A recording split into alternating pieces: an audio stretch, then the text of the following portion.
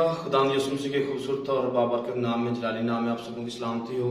जितने भी आप इस चैनल को देख रहे हो, हम आपकी खुदा यीशु मसीह में सलामती चाहते हैं और एनजेसी टीवी के वसीला से आप तमाम पैगामात को सुन पा रहे हैं, इसके लिए भी हम खुदा की शुक्रगुजारी करते हैं। आज एक नए टॉपिक के साथ हम आपके सामने हाजिर हैं। एक टॉपिक जो बड़ा ही ख़ास टॉपिक है, जिसमें दुनिया में बहुत सारे लोग उलझे हुए हैं, बहुत सारे लोग मुश्किल का शिकार हैं, बहुत सारे लोग चर्चिस के अंदर प्रॉब्लम का शिकार बने हुए हैं, क्योंकि कोई कुछ बात कहता है, कोई कुछ बात कहता है। और पैगाम का नाम शरीयत और फजल है, लॉ एंड ग्रेस। आज हम इस पर बात करेंगे। यूं तो यूट्यूब पर बहुत सारे लोगों ने इस पर पैगाम दिए हुए हैं, बड़े बड़े नामवर जो दानिश्वर लोग हैं उन्होंने पैगाम दिए हुए हैं। अपनी अपनी राय हर एक बंदे के पास है। जो खुदा ने किसी को हिकमत दी है उसके मुताबिक उन्होंने बात की है। और अगर आप इस चैनल पर अभी आए हैं या किसी ने आपको इसका लिंक शेयर किया है, तो आपसे इल्तिमास करना चाहूंगा कि जरूर वक्त निकाल कर आप इस पैगाम को सुनिए। मैं खुदा में रहते हुए ये दावा करना चाहता हूं कि आप इस पैगाम को सुनकर अपनी जिंदगी में इस उलझन से बाहर निकल आएंगे कि आपको शरीयत पर अमल करना है या नहीं करना है। क्योंकि आज के इस पैगाम में आज जितनी भी मुश्किल आयात हैं बाइबल मुकद्दस की खतूत के अंदर, रूमियों के खत के अंदर, गलतियों के खत के अंदर, जितनी भी मुश्किल आयात आपको लगती हैं कि ये मुश्किल आयात हैं जिसकी वजह से हम फौरन जट से ये कहते हैं कि हम शरीयत के मतहत नहीं है। जैसे ये एक बहुत फेमस आयत है कि जो लोग शरीयत के मुनकर हैं, कहते जी ये नहीं माननी है, उनके लिए सबसे जो अच्छा मेन रेफरेंस है वो रोमियो के खत 6 बाब में उसकी 14वीं आयत में लिखा हुआ है, क्योंकि तुम शरीयत के मतहत नहीं हो। इसका जवाब दिया जाएगा मसीह जो हमारे लिए लानती बना, इसका जवाब दिया जाएगा, इसके बारे में बातचीत होगी। और इसके साथ साथ हमें शरीयत की लानत से छुड़ाया, इस पर बात होगी। और चलते चलते और भी बहुत सारी बातें जो मुश्किल आयात हैं, आज खुदा के फजल से उन पर हम बात करेंगे। क्या हमें शरीयत पर अमल करना चाहिए या नहीं? तो इसके लिए हम आज के पैगाम को स्टार्ट करेंगे। पैगाम का नाम मैंने आपको बता दिया, शरीयत और फजल। फजल पर तो हम शायद थोड़ी कम बात करेंगे, लेकिन शरीयत पर ज्यादा बात की जाएगी, क्योंकि ये एक बहुत पेचीदा मामला है और इसको आज हम कवर करने की कोशिश करेंगे। तो आइए बगैर देर किए हुए हम हवाला स्टार्ट करेंगे।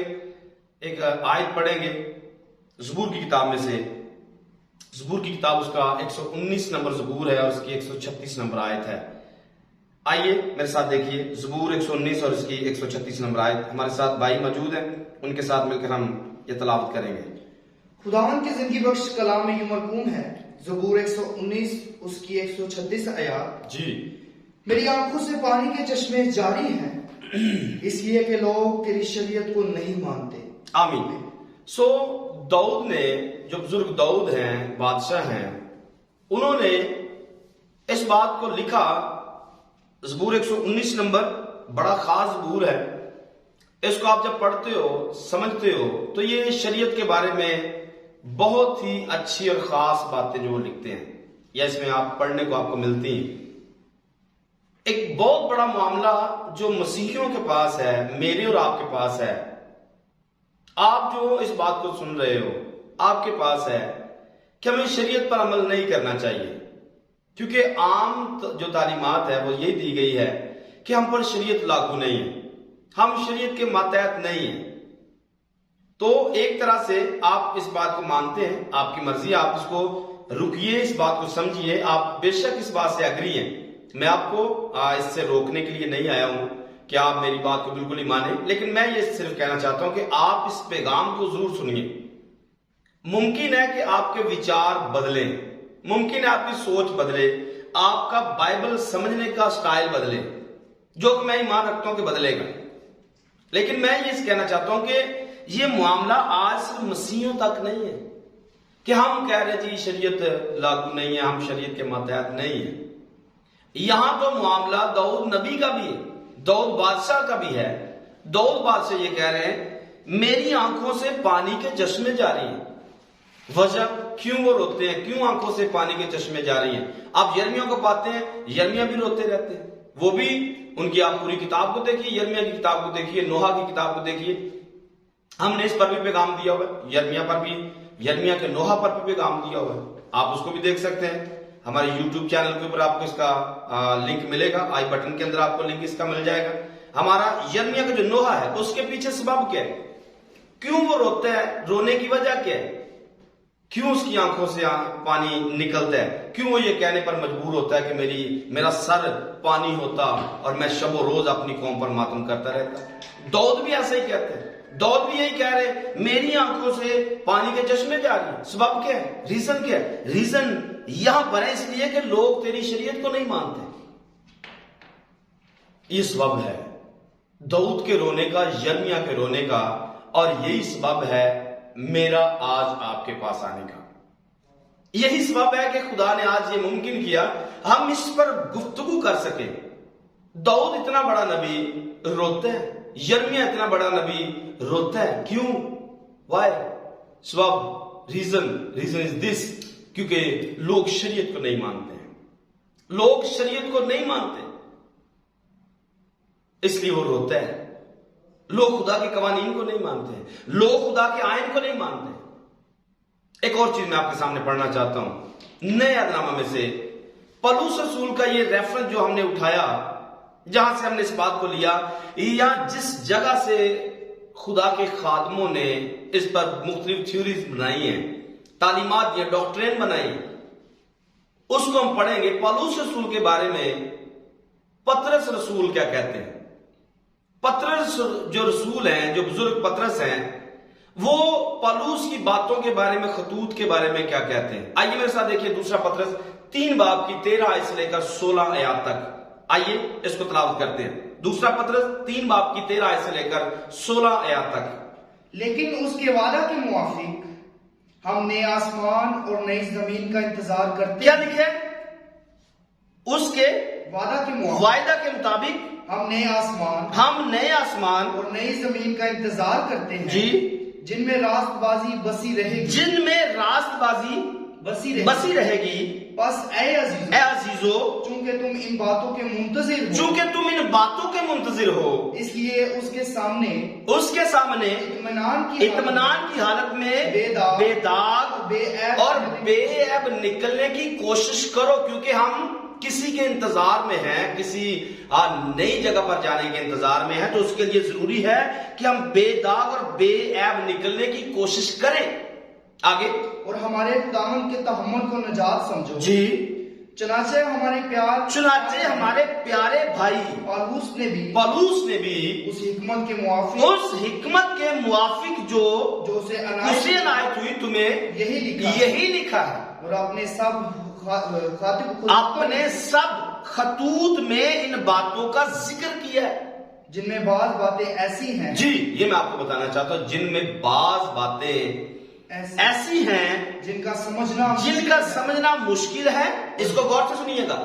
پولس کے بارے میں پطرس رسول لکھتے ہیں کہ اس کو جو حکمت عنایت تھی, اس نے اس حکمت کے مطابق اپنے خطوط کے اندر ایسی باتیں لکھی ہیں جن کا سمجھنا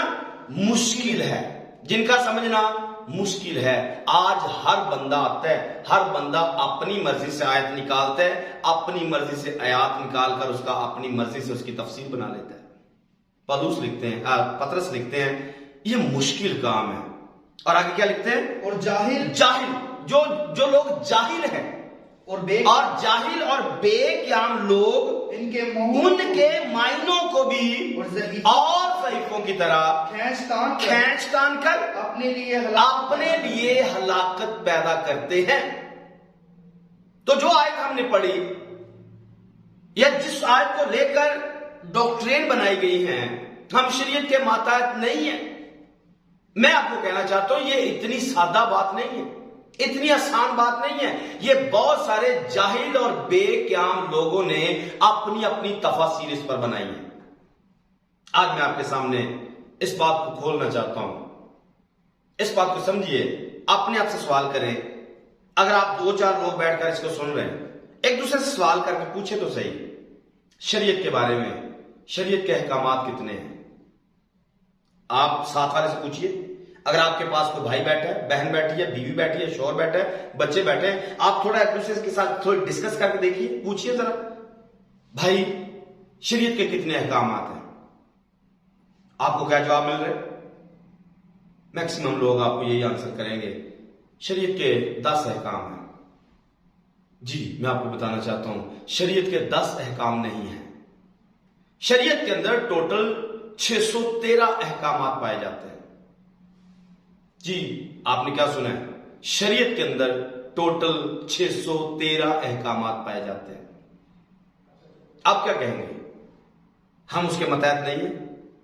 اگلی بات کرتا ہوں، نئے عہد کے اندر، پرانے میں تو 613 ہے، لیکن نئے عہد کے اندر 1050 احکامات ہیں۔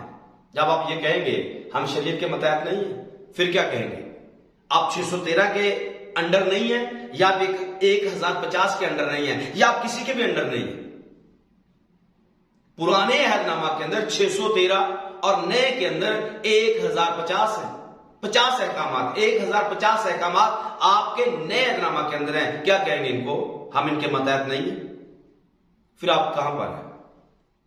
پھر آپ کس کے ماتحت ہیں؟ پھر آپ کس کے انڈر ہیں؟ پھر آپ کس کی بات کو سنتے ہیں؟ پھر آپ کس قانون کے مطابق زندگی بسر کر رہے ہیں؟ ایک اگلی بات بتانا چاہتا ہوں، اس سارے پیغام کو سمجھنے کے لیے، ان ساری باتوں کو سمجھنے کے لیے چند مثالیں میں آپ کے سامنے رکھنا چاہتا ہوں۔ شریعت اور فضل کو سمجھنے کے لیے چند مثالیں جو فطرت کے اندر ہیں۔ نمبر 1 پر آپ دیکھتے ہیں خدا نے رات کو بنایا ہے۔ نمبر 2 پر خدا نے دن کو بنایا ہے۔ کیا آپ رات کو دن سے الگ مان سکتے ہیں؟ جی ہاں، اس کے 2 پارٹ آپ مان سکتے ہیں۔ ایک پارٹ جس کو رات کہا جاتا ہے، دوسرا پارٹ جس کو دن کہا جاتا ہے۔ رات دن دونوں ملا کر ہی ایک پورا دن بنتا ہے۔ نمبر 2 پر آپ عکس کو دیکھتے ہیں، ایک عکس ہوتا ہے، نمبر 2 پر اس کی تکمیل ہوتی ہے۔ ایک عکس ہے اور نمبر 2 پر اس کی تکمیل ہے۔ اگر تیسرے نمبر پر آپ دیکھتے ہیں چاند کو دیکھتے ہیں، خدا نے چاند بنایا اور اس کے ساتھ خدا نے سورج بنایا ہے۔ دونوں مل کر، چاند سورج دونوں مل کر ایک دن میں کام کرتا ہے، ایک رات میں کام کرتا ہے۔ اگلی بات دیکھیے، ایک اور مثال سمجھیے، خدا نے عورت کو بنایا ہے، خدا نے مرد کو بنایا ہے۔ مرد اور عورت دونوں مل کر ایک جسم ہے۔ آپ دونوں کو جدا جدا بھی دیکھتے ہیں، لیکن دونوں کو آپ اگر بائبل کے روح سے دیکھیں گے تو دو نہیں، کیونکہ وہ دونوں کو خدا نے جوڑ کر ایک بنایا ہے۔ آپ الٹے کو دیکھتے ہیں، الٹ کا سیدھا بھی ہوتا ہے۔ ایک سکے کے 2 رخ ہوتے ہیں، ایک میں آپ کو الگ فوٹو نظر آئے گی، دوسرے میں الگ فوٹو نظر آئے گی۔ ایک اور مثال سمجھیے، بنی اسرائیل کے اندر خدا نے 12 قبائل بنائے، لیکن نئے اقدامات کے اندر آپ دیکھیں گے خدا نے ان 12 قبائل کی جگہ پہ 12 رسول بنائے۔ یہ بھی ایک تصویر کے اندر آپ دیکھ پائیں گے۔ دونوں کو ملائیں گے، دونوں کل ملا کر 24 ہوں گے، اور 24 کو آپ ہیکل کے ساتھ جوڑیں گے۔ یہ بھی ایک تھیوری الگ سے ہے کہ کچھ لوگ جو 24 بزرگ ہیں ان کو یہ 12 رسول اور 12 قبیلے کو یہ تصور کرتے ہیں۔ اس پر بھی الگ سے بحث ہے، میں اس پر نہیں جاؤں گا، لیکن صرف آپ کو سمجھانے کے لیے بات کر رہا ہوں۔ 12 قبیلے، 12 رسول۔ آپ دن کو دیکھتے ہیں، رات کو دیکھتے ہیں، رات کے 12 گھنٹے، دن کے 12 گھنٹے، دونوں 12 کو جوڑیں گے تو ایک دن بنے گا۔ دن کے 12 گھنٹے، رات کے 12 گھنٹے۔ اگلی مثال کو سمجھیے، بائبل کے اندر ہی آپ کو ملے گا ایک بندہ جسمانی ہے، ایک بندہ جسمانی ہے۔ نمبر 2 پر دوسرے کو دیکھیں گے، دوسرا بندہ روحانی ہے۔ ایک جسمانی، ایک روحانی، ایک مٹی سے ہے، ایک پچھلا آدم ہے، ایک موجودہ آدم ہے۔ آدم، آپ 2 آدم دیکھیں گے بائبل کے اندر، ایک نہیں ہے۔ آپ اسرائیل کو دیکھیں گے، آپ کلیسیا کو دیکھیں گے، آپ کو اسرائیل بھی زمین پر نظر آئے گی، کلیسیا بھی زمین پر نظر آئے گی، لیکن اسرائیل کی ایک الگ سے ویلیو ہے، کلیسیا کی ایک الگ سے ویلیو ہے۔ ٹھیک اسی طرح ایک شریعت ہے، ایک فضل ہے۔ شریعت کو سمجھیے، فضل کو سمجھیے، دونوں ساتھ ساتھ چلیں گے تو بات بنے گی۔ آپ کبھی بھی فضل کو ثابت نہیں کر سکتے، یہ پوری دنیا کے لیے بات کر رہا ہوں۔ آپ پاسٹر ہیں، مبشر ہیں، ڈیکن ہیں، ایلڈر ہیں، ڈاکٹر ہیں، کچھ بھی ہیں، آپ جو بھی کوئی ہو، آپ کو خدا یہاں پہ لے کے آیا، اس پیغام کو آپ تک خدا نے پہنچایا ہے۔ میرے بھائی، خدا کے پیارے خادم، آپ بہت سینئر ہیں، موسٹ سینئر ہیں، آپ کو خدا اور بلیس کرے، برکت دے۔ لیکن میں آپ کو کہنا چاہتا ہوں، اس بات کو سمجھیے، آپ شریعت فضل دونوں کو الگ نہیں کر سکتے ہیں۔ آپ مرد عورت کو دونوں کو الگ نہیں کر سکتے ہیں۔ آپ دن رات کو الگ نہیں کر سکتے ہیں۔ بے شک میں نے شروع میں بولا یہ پارٹس دونوں علیحدہ علیحدہ ہیں، لیکن اس کا مطلب یہ نہیں ہے کہ دونوں بالکل ڈیفرنٹ ہے۔ آپ رات کو چھوڑ دیجئے، کہیے جی اب دن ہی دن چل رہا ہے، ایسا نہیں ہو سکتا ہے۔ دن بھی چلے گا لیکن رات بھی ساتھ چلے گی۔ رات آئے گی، اس کا دن بھی آئے گا۔ ٹھیک اسی طرح عکس ہے، اس کی تکمیل آئے گی۔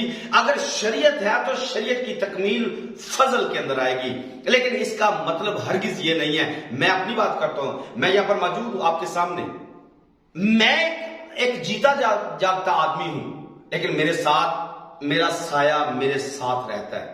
آپ اپنی تصویر کی بات کریں، اپنی بات کریں، آپ جہاں پر بھی جائیں گے آپ کا سایہ آپ کے ساتھ جائے گا۔ آپ اپنے سائے کو الگ نہیں کر سکتے ہیں۔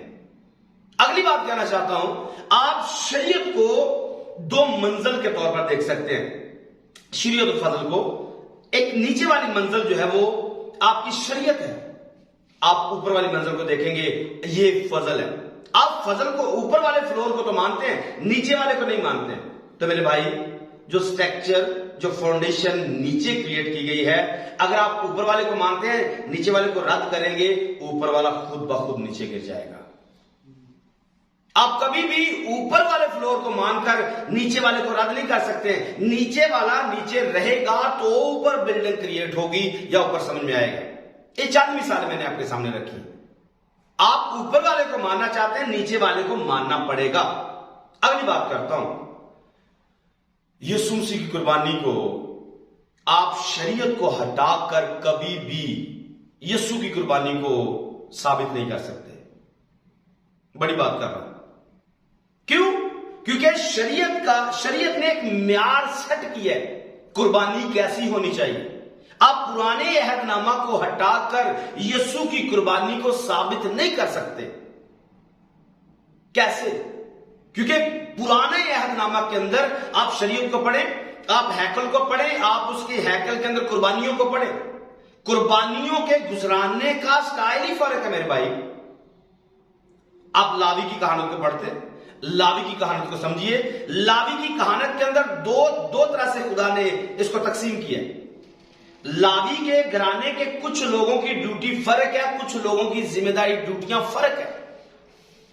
آپ پاتے جو ہارون کی خاص ہارون کی اولاد سے ہیں، ہارون کی نسل سے، ان کی ذمہ داری پردہ کے اندر کی خدمت کی، لیکن کچھ لوگ ہیں جو لاوی کے قبیلے کے ہیں، ان کی باقی ساری ذمہ داری ہیں۔ مثال کے طور پر ہیکل کے اندر جتنی بھی قربانیاں ہوتی ہیں، یہ برے، یہ بھیڑے، کون ان کی پرورش کرتا ہے؟ کون ان کو سنبھالتا ہے؟ آپ نے نیا نام میں پڑھا یسوع مسیح کی جب پیدائش ہوتی ہے، آپ نے صرف اتنا ہی پڑھ رکھا ہے کہ وہ چرواہے بھیڑے چرا رہے تھے۔ شاید آپ کو کسی نے آج تک بتایا نہیں، وہ چرواہے کوئی عام نہیں تھے، وہ چرواہے ہیکل کے کاہن تھے، جو کاہن ہیکل کی بھیڑوں کی گلہ بانی کر رہے تھے۔ خدا نے عام لوگوں کو یہ میسج نہیں دیا، خدا نے خاص لوگوں کو میسج دیا ہے، کیونکہ وہی بھیڑے، وہی برے جو ہیکل میں گزرانے جاتے تھے، اور ان کے لیے وہ رات دن جاگتے رہتے تھے، کوئی ان کو پھاڑ نہ کھائے، کوئی ان کو ضرر نہ پہنچا سکے۔ تو خدا نے ان کاہنوں کو یہ پیغام دیا کہ اب تمہیں رات رات جاگنے کی ضرورت نہیں ہے، اب تمہیں بھیڑوں کی حفاظت کرنے کی ضرورت نہیں ہے، اب تمہارے لیے ایک برہ، خدا کا برہ آ گیا ہے جو چرنی میں موجود ہے۔ تو اس کے بھی ایک الگ سے اسٹڈی ہے، اس کو بھی ضرور سمجھیے، کسی اپنے اچھے استاد سے سمجھیے، آپ کو ضرور وہ سمجھائیں گے۔ آپ کو کہنا چاہتا ہوں کہ قربانیوں کا ایک الگ سے سسٹم ہے۔ آپ شریعت کو ہٹا کر یسوع کی قربانی ثابت نہیں کر سکتے، کیونکہ آپ کو ایک ہارون کاہن چاہیے، ایک ہارون کی نسل سے بندہ چاہیے جو پردہ کے اندر جو قربانیوں کا سلسلہ ہے اس کو سمجھا پائے۔ اگر آپ نے اس کو سمجھنا ہے تو یوٹیوب پر NJC TV کے اوپر، ہمارا چینل کے اوپر یوم کفارہ پر 2 پیغام پڑے ہوئے ہیں، اس پر ہم نے پوری ڈیٹیل کے ساتھ بات کی۔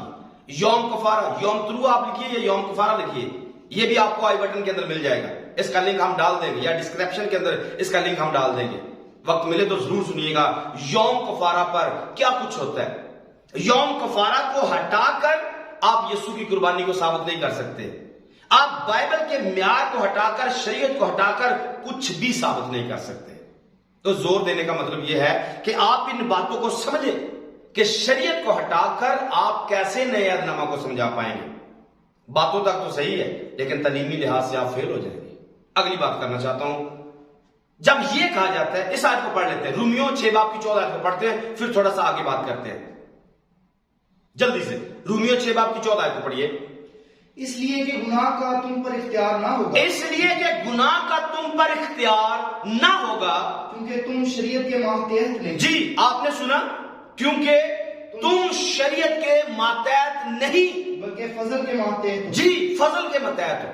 تو آپ نے سنا، ہم یہاں سے آیت کو لیتے ہیں اور آگے ڈاکٹرین بنا دیتے ہیں ہم شریعت کے ماتحت نہیں ہیں۔ میں آپ سے سوال کرنا چاہتا ہوں، آپ اپنے آپ سے سوال کریں۔ اگر آپ زیادہ لوگ بیٹھے، جیسے میں نے پہلے کہا، اگر آپ زیادہ دوست اس کو سن رہے ہیں، اگر آپ میاں بیوی اس کو سن رہے ہیں، اگر آپ خادم ہیں آپ اس کو سن رہے ہیں، آپ بشپ ڈاکٹر ہیں، کوئی بھی ہے، آپ اپنے آپ سے سوال کریں، آپ اپنی فیملی سے سوال کریں، ایک دوسرے سے پوچھیں بیٹا ہم کون سی شریعت کے ماتحت نہیں ہیں۔ بیوی اپنے شوہر سے پوچھے میں کس شریعت کے ماتحت نہیں ہوں۔ کیا آپ میری بہن، اگر آپ بیٹی ہے شادی شدہ ہے، آپ اپنے شوہر سے پوچھئے کہ اگر شریعت ختم ہے تو آپ اور میں کس شریعت کے مطابق میاں بیوی ہیں۔ رومیو کا 7واں باب ضرور پڑھیے گا، آپ کو وہاں پر مرد عورت کی شریعت ملے گی۔ اگر آپ پر شریعت لاگو نہیں ہے، آپ نے کس منہ سے ایک دوسرے کو میاں بیوی ہونے کا اقرار کیا ہے؟ آپ کو کس نے یہ پڑھایا ہے کہ آپ میاں بیوی ہو جبکہ شریعت نہیں ہے؟ مرد عورت کی اگر شریعت نہیں ہے، آپ کس لحاظ سے میاں بیوی کا رشتہ رکھتے ہو؟ میں نے کہا تم شریعت کے ماتحت نہیں ہو۔ آپ ایک دوسرے سے ذرا پوچھو، اپنے محلے والے سے پوچھو، اپنے پاسٹر سے پوچھو، اگر آپ کلیسیا کے ممبر ہیں، اگر آپ بائبل اسٹوڈنٹ ہیں، اپنے استاد سے پوچھئے استاد جی ہم کون سی شریعت کے ماتحت نہیں ہیں۔ اپنی کلیسیا کے اگر ممبر ہیں، اپنے پادری سے جا کے پوچھئے سر جی ہم کس شریعت کے ماتحت نہیں ہیں۔ صرف یہ کہہ دینا ہم شریعت کے ماتحت نہیں ہیں، تو میرے بھائی، میری بہن، میرے بچوں، خدا کے خادموں، اپنے آپ سے پوچھو ہم کس شریعت کے ماتحت نہیں ہیں۔ اگلی بات آپ کو بتانا چاہتا ہوں، کیا آپ کو پتہ ہے شریعت کی اقسام کتنی ہیں؟ کیا آپ جانتے ہیں شریعت کی کتنی اقسام ہیں؟ تو میں آپ کو بتانا چاہتا ہوں، شریعت کی جو اوپر والے لیول پہ ہے، شریعت کی 3 اقسام ہیں۔ پہلی قسم جس کو اخلاقی شریعت کہا جاتا ہے، نمبر 1 پر اخلاقی شریعت، نمبر 2 پر سماجی شریعت، نمبر 3 پر دینی شریعت۔ اس کو غور سے سنیے گا، نمبر 1 پر اخلاقی شریعت، نمبر 2 پر سماجی شریعت، نمبر 3 پر دینی شریعت۔ سوال کریں اپنے آپ سے، اپنے استاد سے پوچھئے استاد جی کیا ہم اخلاقی شریعت سے آزاد ہیں؟ سوال کریں اپنے استاد سے، اپنے پاسٹر سے، کیا پاسٹر جی ہم سماج کی شریعت سے آزاد ہیں؟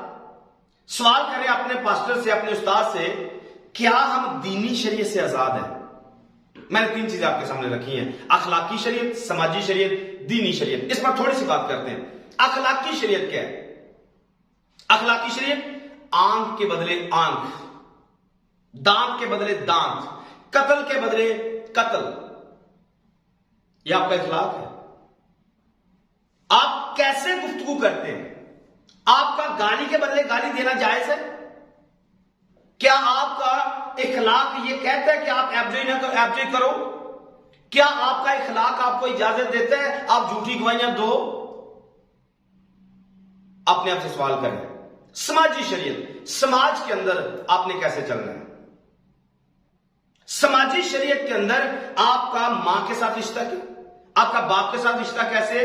اپنے ماں کے ساتھ کیسے چلنا ہے؟ باپ کے ساتھ کیسے چلنا ہے؟ بھائی کے ساتھ کیسے چلنا ہے؟ مامی کے ساتھ کیسے چلنا ہے؟ چاچی، پھوپھی، تائی کے ساتھ کیسے چلنا ہے؟ ہم نے شادی کس کے ساتھ کرنی ہے؟ شادی کی کیا کون سی حد بندی ہے؟ ہم نے کھانا کیا ہے؟ کیا ہم سور کھا سکتے ہیں؟ کیا ہم کتے کھا سکتے ہیں؟ کیا بلیاں کھا سکتے ہیں؟ کیا کوے کھا سکتے ہیں؟ کیا عقاب کھا سکتے ہیں؟ کیا لگڑ بگڑ کھا سکتے ہیں؟ کیا بغیر چانے والی مچھلیاں کھا سکتے ہیں؟ جن کے پر نہیں ہوتے کہ آپ اس کو کھا سکتے ہیں؟ اپنے آپ سے سوال کریں گھر میں، اگر آپ کو پاسٹر جی اجازت دیں کہ ہم شریعت کے متحد نہیں ہیں، پھر آپ کو الاؤ کرنا پڑے گا کہ آپ زنا کریں، چوری کریں، ڈکیٹی کریں، جھوٹی گواہی دیں، ایک خدا کو چھوڑ کر زیادہ کو مانے۔ اس میں پرابلم کیا ہے؟ کیونکہ آپ کے پاسٹر جی نے سکھایا ہے، آپ کے استاد نے سکھایا ہے، آپ کے بڑے بڑے ڈاکٹروں نے آپ کو سکھا دیا ہے، یوٹیوب پر انہوں نے یہ پیغام اپلوڈ کیے ہوئے، ہم شریعت کے متحد نہیں ہیں۔ آپ سے سوال کرنا چاہتا ہوں، پوچھنا چاہتا ہوں، ان سے سوال کریں، ان سے آپ کو یہ آج بتانا چاہتا ہوں، آپ کو انکرج کرنا چاہتا ہوں، اپنے ان لوگوں سے پوچھیں کیا ہم کتا کھا سکتے ہیں؟ کیا سور کھا سکتے ہیں؟ کیا بہن کے ساتھ شادی کر سکتے ہیں؟ کیا پھوپھی چاچی مامی کے ساتھ شادی کر سکتے ہیں جن کے اندر شریعت نے منع کیا؟ کیا سماج کے اندر آپ اپنی مرضی سے چل سکتے ہیں؟ آپ کو اگر جواب آئے، آپ کا دل اجازت دے کہ نہیں جی ہم تو ایسا نہیں کر سکتے، ہم تو حرام چیزیں نہیں کھاتے ہیں، تو پھر سوال کرنا چاہوں گا، پھر کس منہ سے کہتے ہیں کہ ہم شریعت کے متحد نہیں ہیں؟ آپ کون سی بات پر عمل کرتے ہیں؟ ایک طرف آپ پڑھ رہے ہیں ہم شریعت کے متحد نہیں ہیں، اور دوسری طرف آپ کہہ رہے ہیں کہ ہم حلال کھاتے ہیں، حرام نہیں کھاتے ہیں۔ ہم سماج کے اندر عورت جو ہے وہ مرد کا لباس نہیں پہنتی ہے، مرد جو ہے عورت کا لباس نہیں پہنتا۔ کس نے آپ کو منع کیا؟ شریعت نے۔ آپ کہہ رہے ہیں ہم اس کو مانتے نہیں ہیں، پھر آپ آوارہ ہیں، آپ جو مرضی کریں، کیونکہ آپ اس کے لیے آزاد کر دیے گئے۔ کیوں؟ کیونکہ آپ پر فضل ہوا ہے۔ اگلا سوال کرنا چاہتا ہوں، یا اگلی بات پر آپ کو کھڑا کر کے جھنجھوڑنا چاہتا ہوں، کیا یسوع اس لیے قربان ہوئے، یسوع مسیح نے اس لیے کفارہ دیا تاکہ ہم نافرمان ہو جائیں، تاکہ ہم کلام سے گمراہ ہو جائیں؟ کیا یسوع اس لیے قربان ہوئے تاکہ ہم ہر طرح کی نافرمانی کو اپنے اندر اڈاپٹ کر لیں، ہم خدا کے حکموں سے پھر جائیں؟ کیا یسوع اس لیے قربان ہوئے؟ اپنے آپ سے پوچھیں، کیا یسوع نے اس لیے میرے لیے کفارہ دیا کہ میں خدا کے کلام کے لیے لاپرواہی برتنا شروع کر دوں؟ اپنے آپ سے پوچھئے، اخلاقی شریعت سے آزاد ہے؟ کیا ہم سماجی شریعت سے آزاد ہے؟ نمبر 3 پر دینی شریعت ہے۔ دینی شریعت کیا ہے؟ اس کو بھی سمجھیے۔ دینی شریعت کے اندر آپ کا نمبر 1 پر ختنہ آتا ہے۔ آپ کو جھٹ سے پتا چلے گا ہمیں ختنہ کرانا تو جائز نہیں ہے۔ جی ہاں، جائز نہیں ہے۔ کیا ہونٹوں کا ختنہ کرانا جائز نہیں ہے؟ کیا کانوں کا ختنہ کرانا جائز نہیں ہے؟ کیا دل کا ختنہ کرانا جائز نہیں ہے؟ کس ختنے کی آپ بات کرتے ہیں؟ ختنہ بائبل میں 5 قسم کا ہے۔ آپ کے کانوں کا ختنہ، آپ کے دل کا ختنہ، آپ کے ہونٹوں کا ختنہ، اور پوری باڈی کو نئے نامہ کے مطابق جب ہم یسوع مسیح کو قبول کرتے ہیں تو ہماری پوری کی پوری کھلڑی اتر جاتی ہے۔ اور نمبر 5 پر وہ ختنہ جس کے بارے میں آپ نے سن رکھا ہے، ابراہم کا وہ عہد کا نشان، عہد جو ختنہ ہے۔ میں آپ کو یہ بھی واضح کرنا چاہتا ہوں، بہت سارے ہمارے مسیانک بھائی اس کو شاید سنیں، اس کے کلپ کاٹ کے بیان کریں، میں ان کے لیے کہنا چاہتا ہوں۔ بہت سارے لوگوں نے چیلنج دے رکھے ہیں یوٹیوب کے اوپر، آج ان کو بھی میں آنسر کرنا چاہتا ہوں۔ وہ ہمیں اس بات پر مجبور کرتے ہیں، آپ کو ابراہم والا ختنہ کروانا چاہیے۔ وہ اس بات پر مجبور کرتے ہیں، جیسے غلطیوں کے خط میں لکھا ہے، وہ تمہیں ختنہ کروانے پر مجبور کرتے ہیں۔ بہت سارے ایسے گروپ موجود ہیں جو ہمیں ختنہ کرانے پر مجبور کرتے ہیں، ہمیں ٹونٹ مارتے ہیں، آپ اشارہ بند میں شامل نہیں ہو سکتے ہو، آپ عید فصح میں شامل نہیں ہو سکتے کیونکہ آپ نے ختنہ نہیں کروایا۔ میں آپ سے مخاطب ہوں بھائی، ختنہ کروانا، ہم ختنے کے بالکل الٹ نہیں ہیں کہ ہم نہیں کرتے، لیکن دل کا ختنہ بائبل میں لکھا ہے ہم اسے مانتے ہیں، ہونٹوں کے ختنے کو مانتے ہیں، کانوں کے ختنے کو مانتے ہیں، کیونکہ یہ ایک عہد کا نشان یا ایک پاکیزگی کی علامت ہے، اور ہم پوری بدن کی کھلڑی کو اترتا ہوا مانتے ہیں۔ جب یسوع کو قبول کرتے ہیں ہماری پرانی انسانیت، پرانی کھلڑی اتر جاتی ہے۔ ابراہم کے ختنے کو کیوں نہیں مانتے ہیں؟ کیوں ہم اپنے بچوں کو یہ تعلیم نہیں دیتے ہیں؟ سبب کیا ہے یہ بتانا چاہتا ہوں۔ یاد رکھیے، جب خدا نے ابراہم سے بات کی ہے اور بات کرتے ہوئے اس نے کہا کہ میں دیکھ آسمان کے ستاروں کو دیکھ، تیری اولاد ایسی ہوگی، اور لکھا ہوا ہے کہ یہ 15ویں باب میں، پیدائش کی کتاب 15ویں باب میں ایسا لکھا ہوا ہے، لکھے ابراہم نے خدا کی بات کو مانا، اس کی بات پر ایمان لایا، اور لکھا یہ اس کے حق میں راست بازی گنا گیا۔ اور راست بازی کے اوپر جب خدا نے ابراہم کو دیکھا کہ یہ مجھ پر ایمان لے آئے، تو اس ایمان کے اوپر مہر ہے وہ ختنہ کر دی گئی ہے۔ راست بازی کے اوپر ایمان کے اوپر ابراہیم کا جو ایمان ہے اس کے اوپر ختنہ مہر کر دیا گیا، لیکن یاد رکھیے ہمارے ایمان کے اوپر ختنہ مہر نہیں ہے۔ ہم جو یسوع مسیح کو ماننے والے ہیں ہمارے ایمان کے اوپر ختنہ مہر نہیں ہے، ہمارے ایمان کے اوپر روح القدس مہر ہے۔ ہم یسوع پر ایمان لاتے ہیں جیسے ابراہیم خدا پر ایمان لایا، ہم یسوع پر ایمان لاتے ہیں یا خدا پر ایمان لاتے ہیں، ہمارے ایمان کے اوپر ختنہ مہر نہیں ہے، ہمارے ایمان کے اوپر روح القدس مہر ہے۔ اور جب آپ عید فصح کی بات کرتے ہیں میں آپ کو بتانا چاہتا ہوں آپ کبھی بھی عید فصح میں شامل نہیں ہو سکتے ہیں جب تک آپ کے اوپر نشان روح القدس مہر آپ کی زندگی میں نہیں ہے۔ یہ خاص میں نے مسیحانک لوگوں کے لیے بات کہی ہے۔ خطرے کی بات کرتے ہیں، دینی شریعت کے اندر سب سے پہلی چیز خطرے ہیں، نمبر 2 پر قربانیاں ہیں، نمبر 3 پر آپ کے ہدیے ہیں، آپ کی دائیکیاں ہیں۔ آج اس پیغام کو سن کر اپنے پاسٹر سے سوال کریں کہ جب آپ کو یہ سکھائے کہ شریعت کے ماتحت نہیں ہے اس کا چندہ اور دائیکی بند کر دیں، بالکل معاملات صاف ہو جائیں گے، آپ کو صحیح تعلیم ملنا شروع ہو جائے گی۔ ایک طرف آپ کہتے ہیں شریعت نہیں ہے اور دوسری طرف آپ دائیکی پر لوگوں کو پابند کرتے ہیں، نہیں دیتے تو آپ ان کو لعنتی کہتے ہیں، آپ حوالے نکال کر بتاتے ہیں آپ لعنتی ہو، آپ خدا کو ٹھگتے ہو، تو کہاں سے پڑھتے ہو؟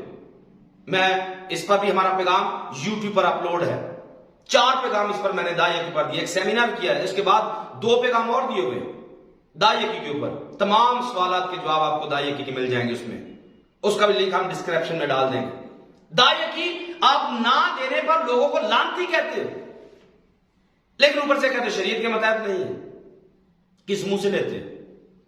کس منہ سے لوگوں کو سکھاتے ہو کہ شریعت نہیں ہے اور اوپر سے دائیکیاں لیتے ہو؟ دائیکی نہ دینے پر آپ لوگوں کو لعنتی تک کہہ دیتے ہو۔ آپ کو یاد ہی نہیں رہتا کہ یسوع مسیح کے کفارے پر ایمان رکھنے والا بندہ لعنتی نہیں ہو سکتا ہے، کیونکہ یسوع کا لہو اس کے اوپر ہوتا ہے۔ اگر آپ کو یقین نہ آئے بلعام کو پڑھیے گا، بلعام چاہ کر بھی لعنت نہیں کر سکا، وائے کیوں؟ کیونکہ لہو ان کے پاس موجود تھا، برے کا لہو ان کے پاس موجود تھا۔ ارے وہاں پر تو برے کا لہو چوکھٹ پر لگے تو بلعام لعنت نہیں دے سکتا ہے، یہاں پر زندگی کے مالک کا لہو لگے کیسے کوئی لعنتی ہو سکتا ہے؟ آپ نے چند ٹکوں کے لیے لوگوں کو لعنتی کہنا شروع کر دیا۔ دائیکی دینے پر آپ لوگوں کو اکساتے ہیں اور اوپر سے کہتے ہیں جی آپ شریعت کے ماتحت نہیں ہیں۔ میں نے آپ کے سامنے 3 چیزیں رکھی ہیں۔ دائیکی دینا ضروری ہے، اس پیغام میں نے یہ بات بھی بولی ہوئی ہے، ضرور سنیے گا۔ پرانے عہد نامے میں تو لوگ دائیکیاں دے رہے تھے، نئے عہد نامہ سے ایک بندہ نکال کے دکھاؤ جس نے کبھی دائیکی دی ہے، ایک بندہ تلاش کرو پورے نئے عہد نامہ میں سے۔ ہاں جو ملیں گے وہ آپ کو یہودی کانسیپٹ والے ملیں گے جو سونف زیرہ پودینے پر دائیکیاں دیتے تھے۔ یہ سنیں ان کے بارے میں کہا ہاں دے رہے ہو لیکن 3 چیزیں آپ نے مس کی ہوئی ہیں۔ اچھا تھا کہ وہ بھی دیتے اور یہ بھی نہ چھوڑتے، پر جن کو سکھا رہے تھے وہ یسوع کو مانتے ہی نہیں تھے۔ جو یسوع کے ماننے والے تھے ان میں سے تلاش کریں کتنوں نے دائیکیاں دی ہیں۔ دائیکیاں نہیں دیتے تھے بلکہ وہ 100% دیتے تھے۔ دائیکی کا معیار نیچے والا ہے، اوپر والا تھوڑا بڑھ کر ہے، وہ اپنی جانیں تک دے رہے تھے۔ دائیکی تو کوئی معنی نہیں رکھتی ہے۔ تو میں آپ کو یہ بتا رہا ہوں 3 قسم کی شریعت میں نے آپ کے سامنے ڈسکس کی ہے، اخلاقی شریعت، سماجی شریعت، دینی شریعت۔ اپنے استاد سے پوچھئے ہم کس کے ماتحت نہیں ہیں۔ اگر وہ کہے اخلاقی شریعت کے ماتحت نہیں ہے، آپ گالی نکالنے کے پابند ہو، آپ نکال سکتے ہو کیونکہ اس نے آپ کو الاؤ کر دیا۔ سماج کے اندر آپ ہر طرح کی نافرمانی کرنے کے پابند ہو، آپ حلال حرام سب کچھ کھا سکتے ہو کیونکہ آپ کے استاد نے ایسا بول دیا ہے، آپ شریعت کے ماتحت نہیں ہیں۔ دینی شریعت کے اندر آپ کا ختنہ گیا، آپ کی قربانیاں گئی، آپ کے ہدیے گئے، آپ کے دائیکیاں گئی، سب کچھ آپ کا فارغ کر دیا جاتا ہے اور آپ کو آزاد کر دیا جاتا ہے، کرو جو آپ کا دل کرتا ہے۔ کیا آپ اپنے بچوں کو ایسا کرنے کی اجازت دیں گے؟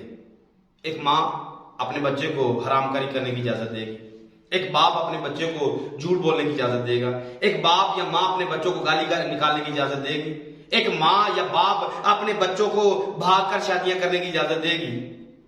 نہیں نا، تکلیف ہو رہی ہے، اس لیے داؤد روتا ہے، اس لیے یرمیہ روتا ہے، اس لیے یہ رونا لے کر میں آپ کے سامنے حاضر ہوں۔ ہم شریعت کے بغیر کچھ نہیں کر سکتے۔ جو کچھ خدا نے ایک سیٹ اپ سیٹ کیے آپ اسی کے مطابق چل سکتے ہو، آپ اس سے ہٹ کر نہیں چل سکتے ہو۔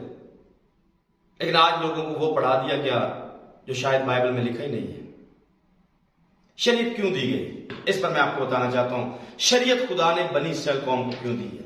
آئیے استثنا کی کتاب میں دیکھتے ہیں، چوتھے باب کی 5ویں آیت سے پڑھیں گے جلدی سے۔ دیکھو جیسا خداوند میرے خدا نے مجھے حکم دیا، دیکھو جیسا خداوند میرے خدا نے مجھے حکم دیا، اس کے مطابق میں نے تم کو آئین اور احکام سکھا دیے ہیں، جیسے مجھے پتا چلا میں نے آپ کو اس پیغام کے وسیلہ سے بتا دیے۔ آگے، تاکہ اس ملک میں ان پر عمل کرو جس پر قبضہ کرنے کے لیے جا رہے ہو، سو تم اس کو غور سے سننا ہے، سو تم ان کو ماننا اور عمل میں لانا، کیونکہ اور قوموں کے سامنے یہی تمہاری عقل اور دانش ٹھہریں گے۔ کون سی چیز؟ یہ شریعت، یہ احکام۔ جب کوئی خدا کے حکموں پر عمل کرتا ہے لوگ اسے دانشور سمجھتے ہیں، لوگ اسے عقل مند تصور کرتے ہیں، لوگ اسے خدا کا فرزند سمجھتے ہیں، لوگ اسے خدا کا برگزیدہ سمجھتے ہیں، لوگ اسے نبی سمجھتے ہیں، کیونکہ خدا کے لوگ خدا کی باتوں سے منحرف نہیں ہوتے ہیں، اور جو منحرف ہو جاتے ہیں وہ سرکش کہلاتے ہیں، وہ باغی خاندان کہلاتا ہے۔ شاید آج کے یسایہ کے وہ 3 باب میں لکھا ہوا ہے، میرے لوگوں کو ان کے پیشواؤں نے گمراہ کر دیا ہے۔ آج کے پیشواؤں نے کلیسیا کو گمراہ کر دیا ہے۔ جو چیز ہمیں دانش اور عقل مند بناتی ہے، دانشور بناتی ہے، ہم نے اس کو رد کر دیا۔ پڑھیے آگے کیا لکھا ہے، وہ ان تمام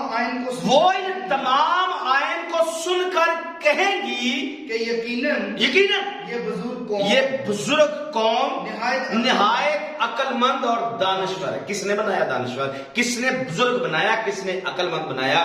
یہی خدا کے احکامات نے، جس کو آج کا پادری، آج کا استاد، آج کا مبشر، آج کا ٹیچر، پریچر یہ کہہ رہا ہے، یہ رد ہو چکی ہے۔ آپ کلام کو رد کر کے کون سے عقل مند بن رہے ہیں؟ کون سی حکمت ہے اور دانش کو آپ لے رہے ہیں؟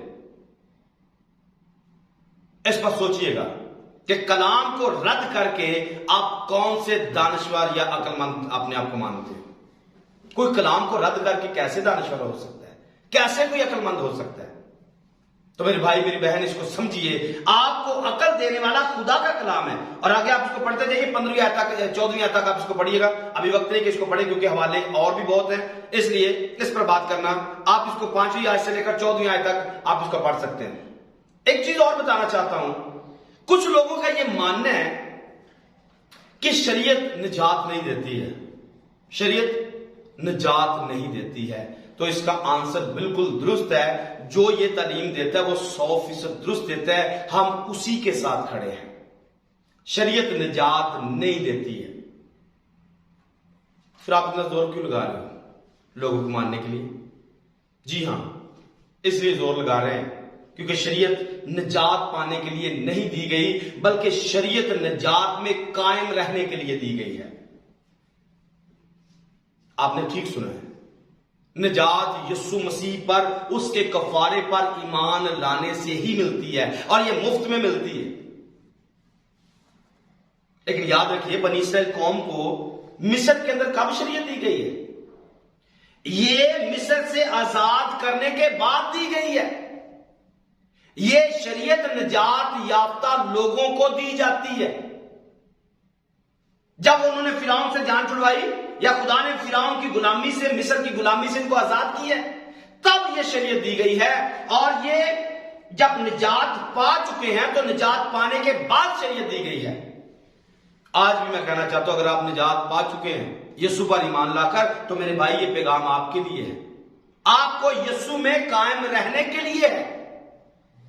اور دوسرے نمبر پر یہ آپ کو عقل مند بنانے کے لیے ہے۔ نمبر 3 پر استثنا کی کتاب میں لکھا ہے، اگر میرے حکموں پر عمل کرو گے تو برکت ہوگے، تو تم مبارک ہوگے۔ یہ تو ہمیں مبارک بنانے کے لیے دی گئی ہے، یہ ہمیں برکت دینے کے لیے دی گئی ہے۔ نجات پانے کے لیے تو موسیٰ تھا یا وہاں پر برہ تھا، لیکن ہمارے پاس نجات پانے کے لیے خداوند یسوع مسیح ہے، اس کا کفارہ ہے۔ آپ یسوع کے کفارے کو مانو اس پر ایمان رکھو، اس کے مطابق چلو، اور پھر اس کے بعد اس نجات میں قائم رہنے کے لیے اب شریعت کو فالو کرو، اب شریعت کے احکامات کو مانو۔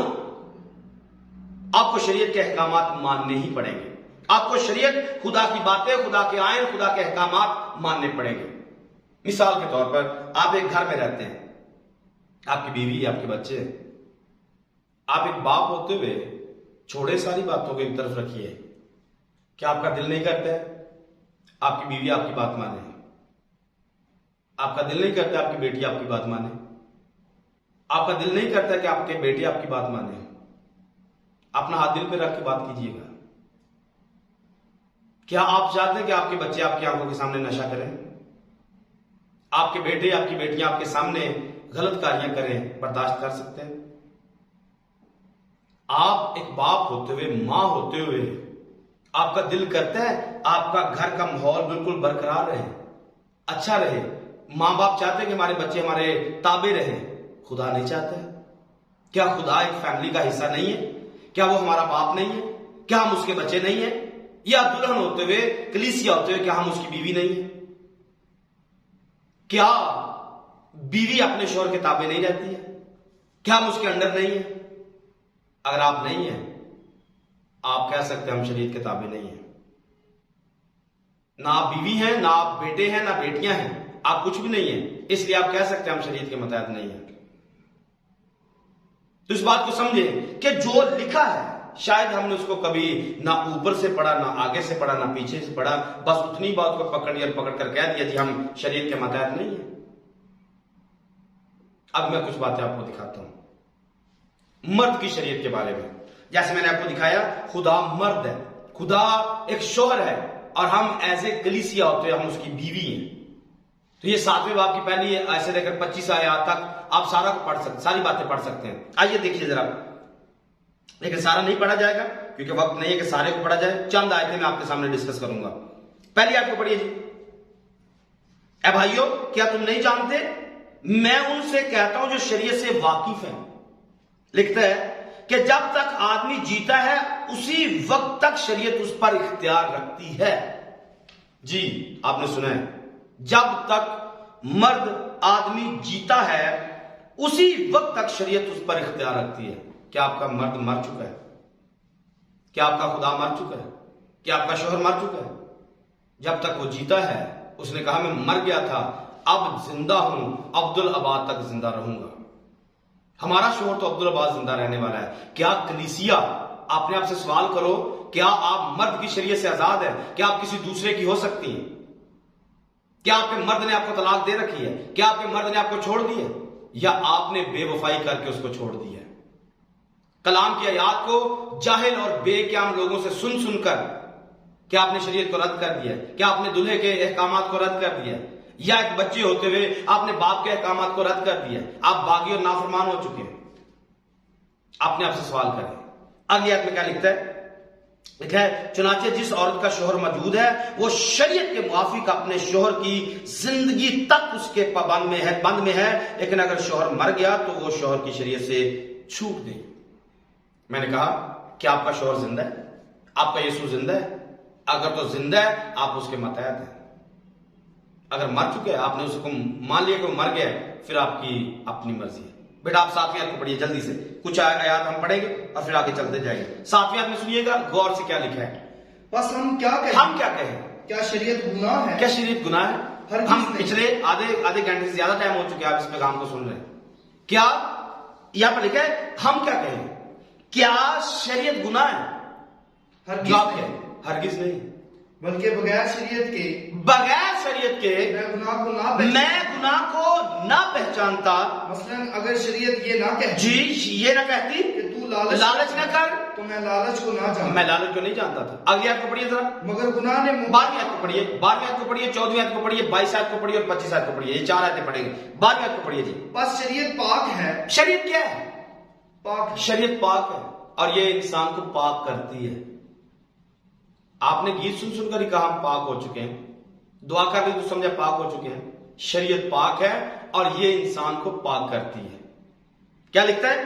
شریعت پاک ہے اور حکم بھی پاک حکم بھی پاک اور راست اور اچھا ہے اور راست اور اچھا ہے. میرے بھائی یہ شریعت اچھی ہے, یہ پاک ہے, یہ راست ہے, اور یہ آدمی کو راست باز بناتی ہے. ابراہم کو اٹھائیے, ایوب کو اٹھائیے, نوح کو اٹھائیے, تمام ایمانداروں کو اٹھائیے, کیسے وہ راست باز بنے, ایمان کے ساتھ راست باز بنے, حکموں پر عمل کر کے راست باز بنے. یقین نہیں ہے کہ رومیو دوسرا باب پڑھیے, رومیو تیسرا باب پڑھیے, آپ کو سمجھ میں آ جائے گا. اگر ہماری بات سننی ہے رومیو تیسرے باب پر, ہمارے آڈیو پیغام واٹس ایپ گروپ کے اندر آفتاب صداقت کے اندر آپ کو مل جائیں گے. آپ کامنٹ باکس میں لکھیے گا, آپ کو ہم واٹس ایپ کے اپنے تمام پیغامات سینڈ کر دیں گے جو آڈیو میں ریکارڈ ہوتے ہیں. اس میں یہ باتیں ساری ہم نے ڈسکس کی ہیں. ہماری خط کی سٹڈی جاری ہے تیسرے رومیو کے خط کی. آپ کو تمام سوالوں کے جواب مل جائیں گے. اس میں تو اس پیغام میں تو شاید ساری باتیں نہ ہو, لیکن اس میں اور بھی بہت زیادہ ڈیٹیل کے ساتھ باتیں چلتی ہیں. سو پڑھیے آگے. کیونکہ ہم جانتے ہیں کہ شریعت تو روحانی ہے. شریعت تو روحانی, یہاں پر کیا لکھا ہے؟ شریعت روحانی ہے. اور آگے سے کوئی کہہ رہا ہے کہ ہم شریعت کے پابند نہیں ہیں, شریعت کے متحد نہیں ہیں, یعنی کہ ہم روحانیت کے متحد نہیں ہیں. پھر آپ کیا ہیں؟ پھر آپ جسمانی ہیں, اور کوئی جسمانی آدمی خدا کو خوش نہیں کر سکتا. رومیو 8ویں باب کی 7 آیت میں لکھا ہوا, پڑھ دیں. رومیو 8ویں باب کی 7 آیت میں دیکھیے. اس لیے کہ جسمانی نیت خدا کی دشمنی ہے. کیونکہ نہ تو خدا کی شریعت, نہ تو جسمانی نیت کیا ہے؟ خدا کی دشمنی ہے. یہ بھی پالوس لکھ رہے ہیں, اسی خط کے اندر لکھ رہے ہیں جسمانی نیت خدا کی دشمنی ہے, کیونکہ نہ تو خدا کی شریعت کے تابع ہے نہ ہو سکتی ہے. سن لیا آپ نے, آپ جسمانی ہیں میرے بھائی, اور یہ جسمانی لوگ تعلیمات دے رہے ہیں, یا جسمانی لوگوں نے یہ تعلیم دی ہے. جو جسمانی ہے وہ یہ تعلیم پھیلاتے ہیں.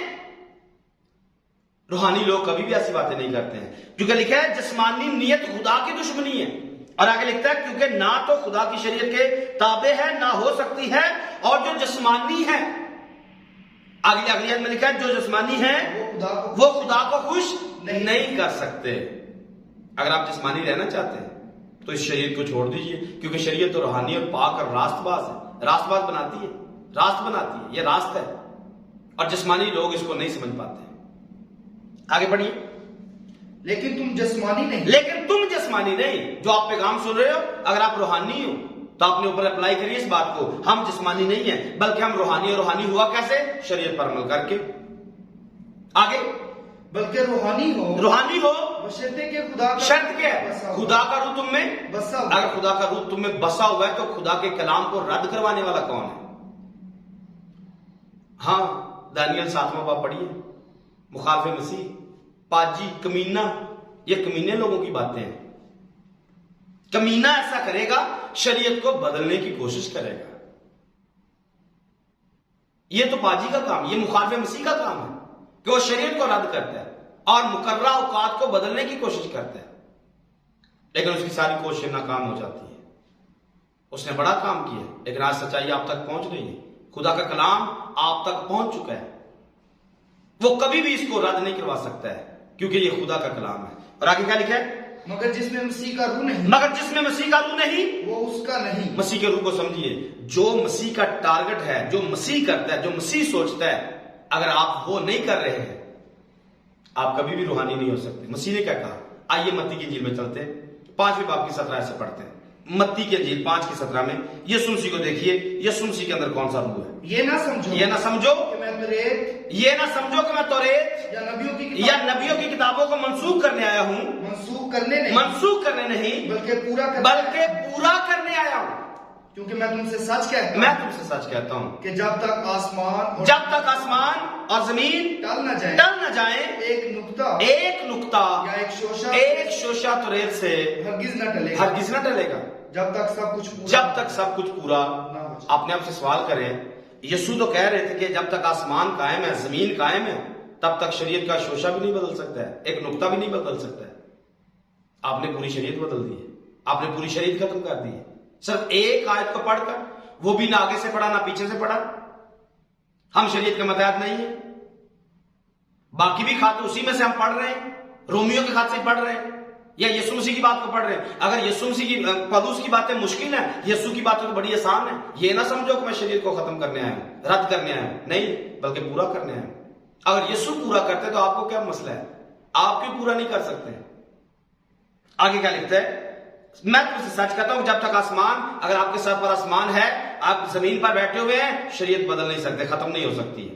ایسا یسوع نے بولا ہے. اگر کوئی لکھا ہے بس جو کوئی ان چھوٹے سے چھوٹے حکموں میں سے بھی کسی کو توڑے گا، یہی آدمیوں کو سکھائے گا، وہ آسمان کی بادشاہ، آسمان کی بادشاہی میں وہ سب سے چھوٹا کہلائے گا، چھوٹا کہلائے گا.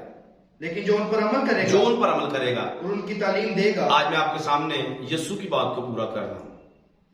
آج ہماری ٹیم آپ کے سامنے اس پیغام کو لے کے آئی ہے تاکہ آپ آسمان کی بادشاہی میں سب سے چھوٹے نہ کہلاؤ، آپ بڑے کہلاؤ، کیونکہ ہم خود بھی عمل کرتے ہیں اور آپ کو بھی اس پر عمل کرنے کی تعلیم دے رہے ہیں.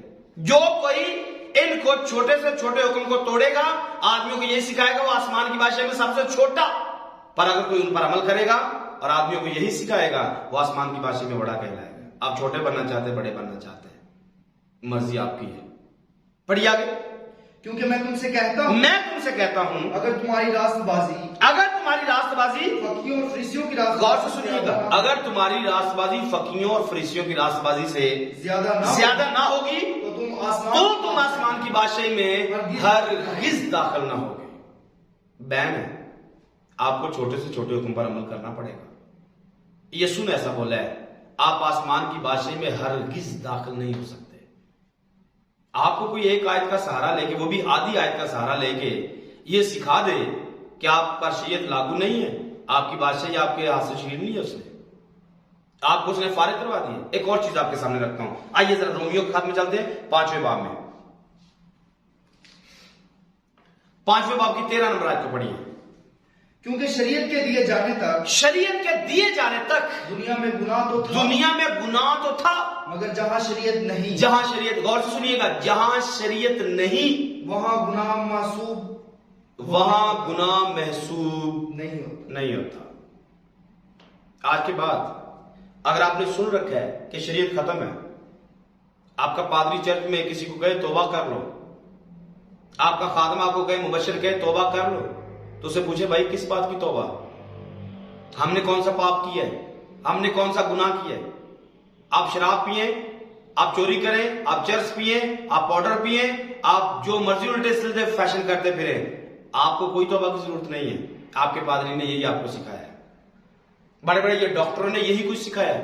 انہوں نے آوارہ کر دیا کلیسیا کو، انہوں نے گمراہ کر کے رکھ دیا کلیسیا کو. آپ آزاد ہو، جو مرضی کرتے رہو. جب کوئی یہ کہے ہم شریعت کے متحد نہیں ہیں، مطلب ہم آوارہ ہیں، جو مرضی کرتے رہے. کیوں؟ کیونکہ یہاں پر ہم نے پڑھا ہے کہ جہاں شریعت نہیں وہاں گناہ محسوب نہیں ہوتا، وہاں گناہ گنا نہیں جاتا ہے. محسوب کا مطلب ہوتا ہے شمار کیا گیا یا گنا گیا یا اس کو گنا ہوا. یا شریعت ہی نہیں ہے، آپ گناہ کیسے گن سکتے ہیں؟ اگر گناہ نہیں ہے تو توبہ کیسی ہے؟ اگر توبہ نہیں ہے پھر بپتسمہ کیسا ہے؟ پھر نجات کیسی ہے؟ پھر تو آپ سارے کے سارے فرشتے ہیں. آپ جو مرضی کریں، آپ سارے غلط کام بھی کریں، پھر بھی آپ فرشتے ہیں. ایسا آپ کے پادری نے آپ کو سکھایا ہے. کیونکہ جہاں شریعت نہیں ہے وہاں گناہ محسوب نہیں ہوتا ہے. یہ بھی رومیوں کے خط میں لکھا ہوا ہے. اور چھٹے باب کی 14ویں آیت میں ہم نے پڑھا شریعت کے متحد نہیں ہے. 5ویں باب کی 13ویں آیت میں وہ پہلے بتا چکا کہ جہاں پر شریعت نہیں ہے وہاں گناہ محسوب ہوتا ہی نہیں ہے، وہاں گناہ گنا ہی نہیں جاتا ہے. آپ نے کون سا لیٹر پڑھا ہے؟ سنی سنائی باتوں کو چھوڑیے، اس پورے لیٹر کو پڑھیے. اور اس کو پڑھنے کا میں سوکھا طریقہ، آسان بات آپ کو بتا دیتا ہوں کیسے اس نے اس کو لکھا ہے. 2 گروپوں کو اس نے لکھا ہے. دوسرے باب میں اس نے کہا جو دوسروں کو سکھاتا ہے خود عمل کیوں نہیں کرتا ہے. یہ یہودیوں سے مخاطب ہے. کچھ باتیں خاص غیر اقوام کے لیے. یہ پورے خط کو پڑھنے کے لیے میں آپ کو صرف سادہ سا کلیہ دے رہا ہوں. رومیوں کا خط سارا پڑھیے، اس میں آپ پائیں گے ایک گروپ بنی اسرائیل کا ہے، ایک گروپ غیر اقوام کا ہے. تو دونوں کو اس نے گناہ کے متحد دکھایا ہے. یہودیوں کے پاس شریعت ہے، غیر اقوام کے پاس شریعت نہیں ہے. لیکن اس میں ایسا لکھا ہوا ہے اگر آپ کے پاس شریعت نہیں ہے تو بھی خدا نے شریعت آپ کے دلوں پر لکھی ہوئی ہے. آپ خود ایک شریعت ہو. تو جن کے پاس کتاب میں لکھی شریعت ہے ان کے پاس تو ہے ہی ہے، لیکن غیر اقوام کے پاس اندر دل میں خدا نے شریعت لکھی ہوئی ہے. وہ خود سے ایک شریعت ہے. ایسا پالوس نے لکھا ہے تاکہ دونوں کو ثابت کرا سکے کہ ایک کو لکھ کر دیا، ایک کو دل کے اندر رکھ کر دیا ہے، تو بھی سب نے گناہ کیا اور سب خدا کے جلال سے محروم ہے. یہ خط لکھنے کا مقصد ہے تاکہ یہ یسوع کو درمیان میں لا کر یسوع کو اوپر دکھا سکے سب کے اوپر. لیکن آپ نے اس کا غلط مطلب لیا ہے. آپ نے لوگوں کو غلط سکھایا ہے، ایک آیت کا آدھی آیت کا سہارا لے کر. آپ کو یہ تو نظر آ گیا شریعت کے متحد نہیں ہے، تو اگلی آیتیں کیوں نظر نہیں آتی ہیں؟ کیا ہم شریعت کو گناہ سمجھتے ہیں؟ ہرگز نہیں۔ پھر آگے جا کر کیا کہے گا؟ ایمان سے ہم شریعت کو باطل کرتے ہیں، تیسرے باب میں پڑھیے گا، کیا ہم ایمان سے شریعت کو باطل کرتے ہیں؟ ہرگز نہیں۔ نکالیے بیٹا ذرا تیسرے باب کی 31 آیت کو دیکھیے ذرا جلدی سے، رومیو تیسرے باب کی 31 آیت کو دیکھیے۔ بس کیا ہم شریعت کو ایمان سے باطل کرتے ہیں؟ ہرگز نہیں۔ جواب دیتے نہیں، بلکہ شریعت کو قائم رکھتے ہیں۔ شریعت کو قائم رکھتے ہیں۔ پالوس تو شریعت کو قائم رکھتا ہے۔ آپ کو کسی نے آدھی آیت پڑھا کر کہہ دیا ہم شریعت کے متحد نہیں ہیں۔ اپنی بائبل کو دیکھیے، اپنی بائبل میں سے پڑھیے تیسرے باب کی 31 آیت کو، لکھتا ہے کیا ہم شریعت کو ایمان سے باطل کرتے ہیں؟ ہرگز نہیں، وہ تو ہرگز نہیں باطل کرتا ہے۔ اور آگے لکھتا ہے بلکہ شریعت کو قائم رکھتے ہیں۔ آپ نے آج تک قائم رکھا ہی نہیں، کیونکہ اسے پتا ہے کہ وہ پہلے کہہ چکا ہے کہ جہاں شریعت نہیں وہاں گناہ محسوب نہیں ہوتا ہے۔ کیسے وہ لوگوں کو توبہ کرنے کی بات سکھائے گا؟ کیسے بتائے گا؟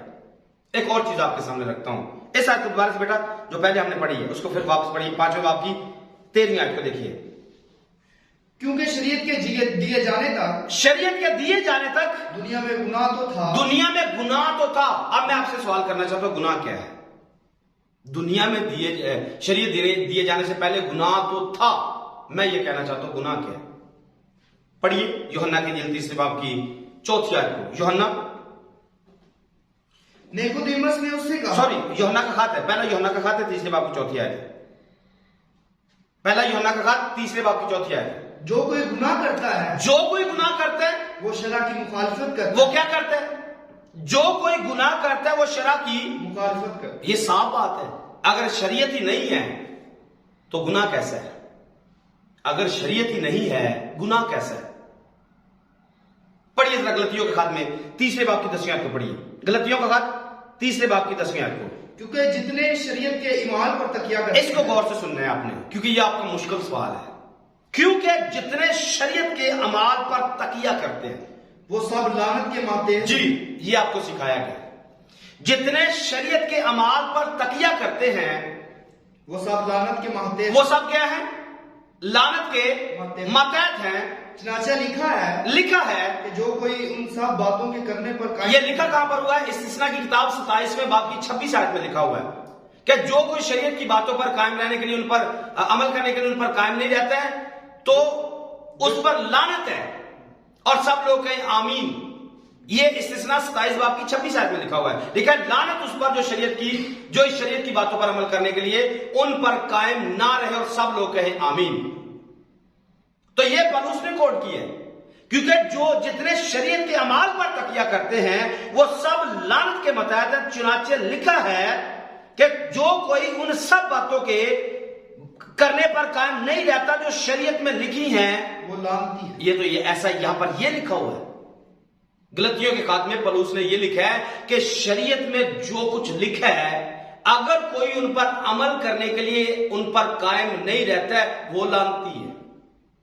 آپ نے کیا پڑھا ہے؟ میں آپ کو پھر سے حوالہ دے رہا ہوں، استثناء کی کتاب 27 باب کی 26 آیت غور سے پڑھیے گا۔ اسی آیت کو پالوس نے اس غلطیوں کو تیسرے باب کی 10ویں آیت میں لکھا ہے، لکھتا ہے جتنے شریعت کے اعمال پر تکیہ کرتے ہیں وہ سب لعنت کے ماتحت ہیں۔ آگے لکھتا ہے چنانچہ لکھا ہے، جو لکھا ہے وہ کیا ہے؟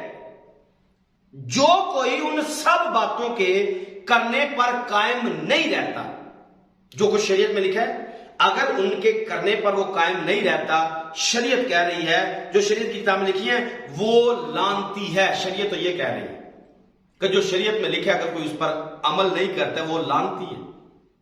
آگے پڑھیے بیٹا۔ اور یہ بات ظاہر ہے کہ شریعت کے وسیلہ سے کوئی شخص خدا کے نزدیک راست باز نہیں ٹھہرتا، کیونکہ لکھا ہے کہ راست باز ایمان سے جیتا رہے گا، اور شریعت کو ایمان سے کچھ واسطہ نہیں، بلکہ لکھا ہے جس نے ان پر عمل کیا، لکھا کیا ہے؟ جس نے ان پر عمل کیا وہ ان کے سبب سے جیتا رہے گا۔ لکھا تو یہ کہ جو ان پر عمل کرے گا وہ ان کے سبب سے زندہ رہے گا، لکھا تو یہ ہوا ہے۔ اور آپ نے کہا جی ہم اس کے ماتحت ہی نہیں ہیں. اگر کوئی لکھے کے ماتحت ہے, لکھے کے مطابق زندگی بسر کرتا ہے, وہ کیا ہے جی؟ پڑھیے دوبارہ سے. اور شریعت کو ایمان سے کچھ واسطہ شریعت کو ایمان سے کچھ واسطہ نہیں, بلکہ لکھا ہے کہ جس نے ان پر عمل کیا, جس نے ان پر عمل کیا وہ ان کے سبب سے جیتا رہے. ان کے سبب سے جیتا رہے گا. آپ کو سمجھ میں آیا شیطان نے کیا کیا ہے؟ شیطان نے آپ سے زندگی کو چھین لی ہے. شیطان نے زندگی ہمارے اندر سے نکال لی ہے. جب کوئی کلام پر عمل نہیں کرتا ہے وہ جھوٹا شخص ہے. جو کہ کہتا ہے میں اسے جان گیا ہوں اور اس کے حکموں پر عمل نہیں کرتا وہ جھوٹا ہے, اور جھوٹے نے جھوٹی باتیں سکھائی ہیں. شیطان نے جھوٹ سکھایا ہے. خدا کہتا ہے کہ اگر کوئی ان پر عمل کرے تو وہ زندہ رہے گا. آگے پڑھی بیٹا. مسیح جو ہمارے لیے لعنتی بنا. یہ آپ کا سوال مشکل ہے. مسیح جو ہمارے لیے لعنتی بنا, اس نے ہمیں مول لے کر شریعت کی لعنت سے چھڑایا. کیونکہ لکھا ہے کہ جو کوئی لکڑی پر موا وہ لعنتی ہے. یہ لکھا ہوا ہے. یہ پالوس نے پھر سے شریعت کو کوٹ کیا ہے. تو لکھا کیا ہوا ہے کہ جو درخت پر لٹکایا گیا وہ لعنتی ہے. تو یاد رکھیں درخت پر یہودا اسکریوتی لٹکایا گیا. پرانے عہد نامے میں داؤد کا بیٹا ابھی سلوم لٹکایا گیا. درخت پر لٹکا ہے. یہ لعنت کی موت مرے. اور یسوع جو گناہ سے واقف نہ تھا ہمارے لیے لعنتی بنا ہے. اور آپ نے سکھایا لوگوں کو کہ ہمیں شریعت کی لعنت سے آزاد کر دیا. کیا شریعت لعنتی ہے؟ لوگوں نے اس کا اتنا غلط مطلب نکالا. میں یوں اکثر کہتا ہوں اس پیغام کو دیتے ہوئے کہ لعنتی لوگوں نے اس کو لعنت بنا دیا ہے. کیا خدا کے منہ سے نکلنے والے لفظ لعنت ہوتے ہیں؟ کیا خدا اپنے منہ سے کلام کرے تو وہ لعنت ہوتا ہے؟ سوچئے گا ذرا اس بات پر. خدا کے منہ سے نکلنے والا ایک ایک لفظ ہمیں زندگی دیتا ہے, اور شیطان نے ہمیں اس زندگی سے دور کر دیا. اور اخیر زمانہ میں یہ پیغام آپ تک پہنچ چکا ہے, یہ پہنچ رہا ہے. خدا آپ کو زندگی دینا چاہتا ہے. خدا آپ سے پیار کرتا ہے. خدا آپ کی فیملیوں سے, آپ کے بچوں سے پیار کرتا ہے. خدا آپ کے چرچ سے پیار کرتا ہے. خدا آپ کی زندگی سے پیار کرتا ہے. وہ نہیں چاہتا کہ آپ ہلاک ہوں, آپ بچ جائیں, خدا کے حکموں کو ماننے کے لیے تیار ہو جائیں. مسیح جو ہمارے لیے لعنتی ہوا. دو چیزیں میں آپ کے سامنے رکھنا چاہتا ہوں. جو پہلے ہم نے پڑھا کہ شریعت کے اعمال پر تکیہ کرنا, یہ ایک بہت بالکل ڈیفرنٹ ٹاپک ہے, لیکن اس کی مثال میں آپ کو لوکا 18 باب سے دے دیتا ہوں. شریعت کے اعمال پر تکیہ کیا ہے؟ آپ کو یاد ہے دو شخص دعا کرنے کے لیے ہیکل میں جاتے ہیں.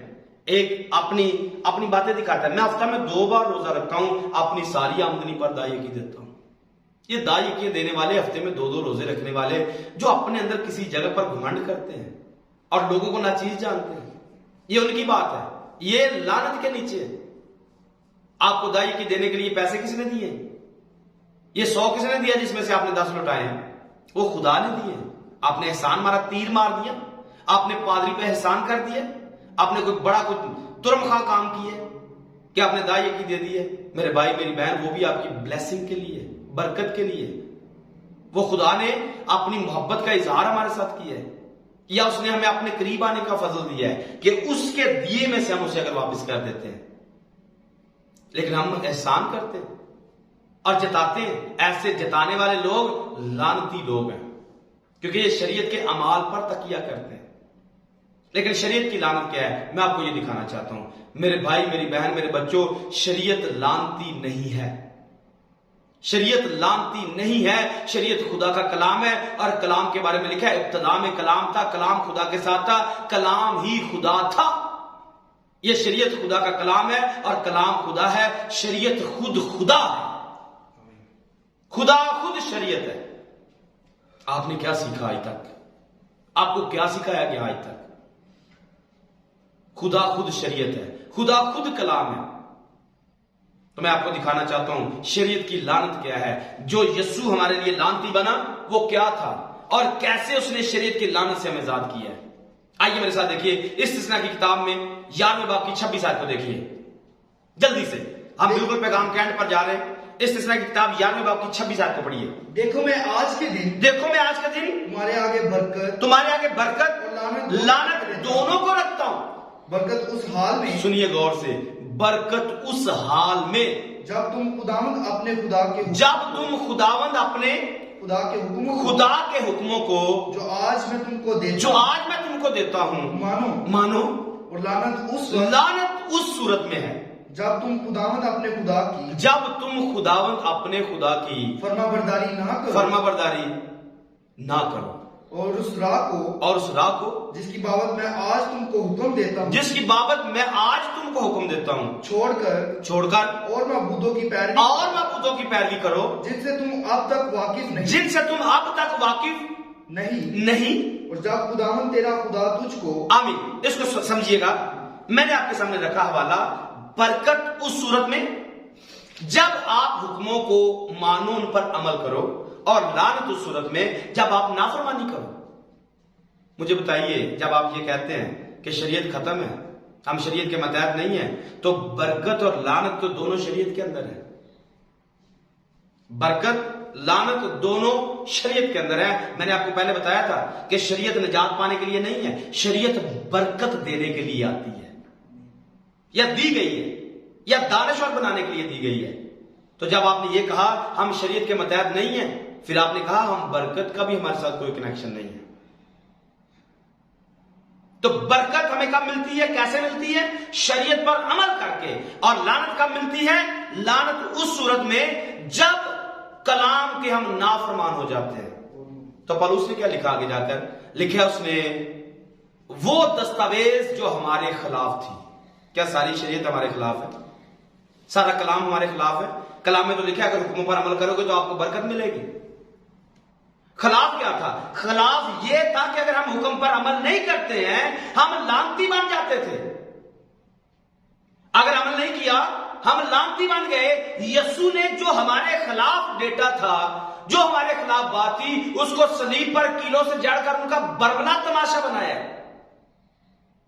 میرے بھائی، میری بہن، آپ خدا کے ساتھ چل رہے ہیں، چلتے چلتے اگر آپ سے کوئی نادانستہ طور پر کوئی غلطی ہو جاتی ہے، کوئی گناہ ہو جاتا ہے، آپ کا یہ حکم ٹوٹ جانا آپ کو لعنتی نہیں بنائے گا.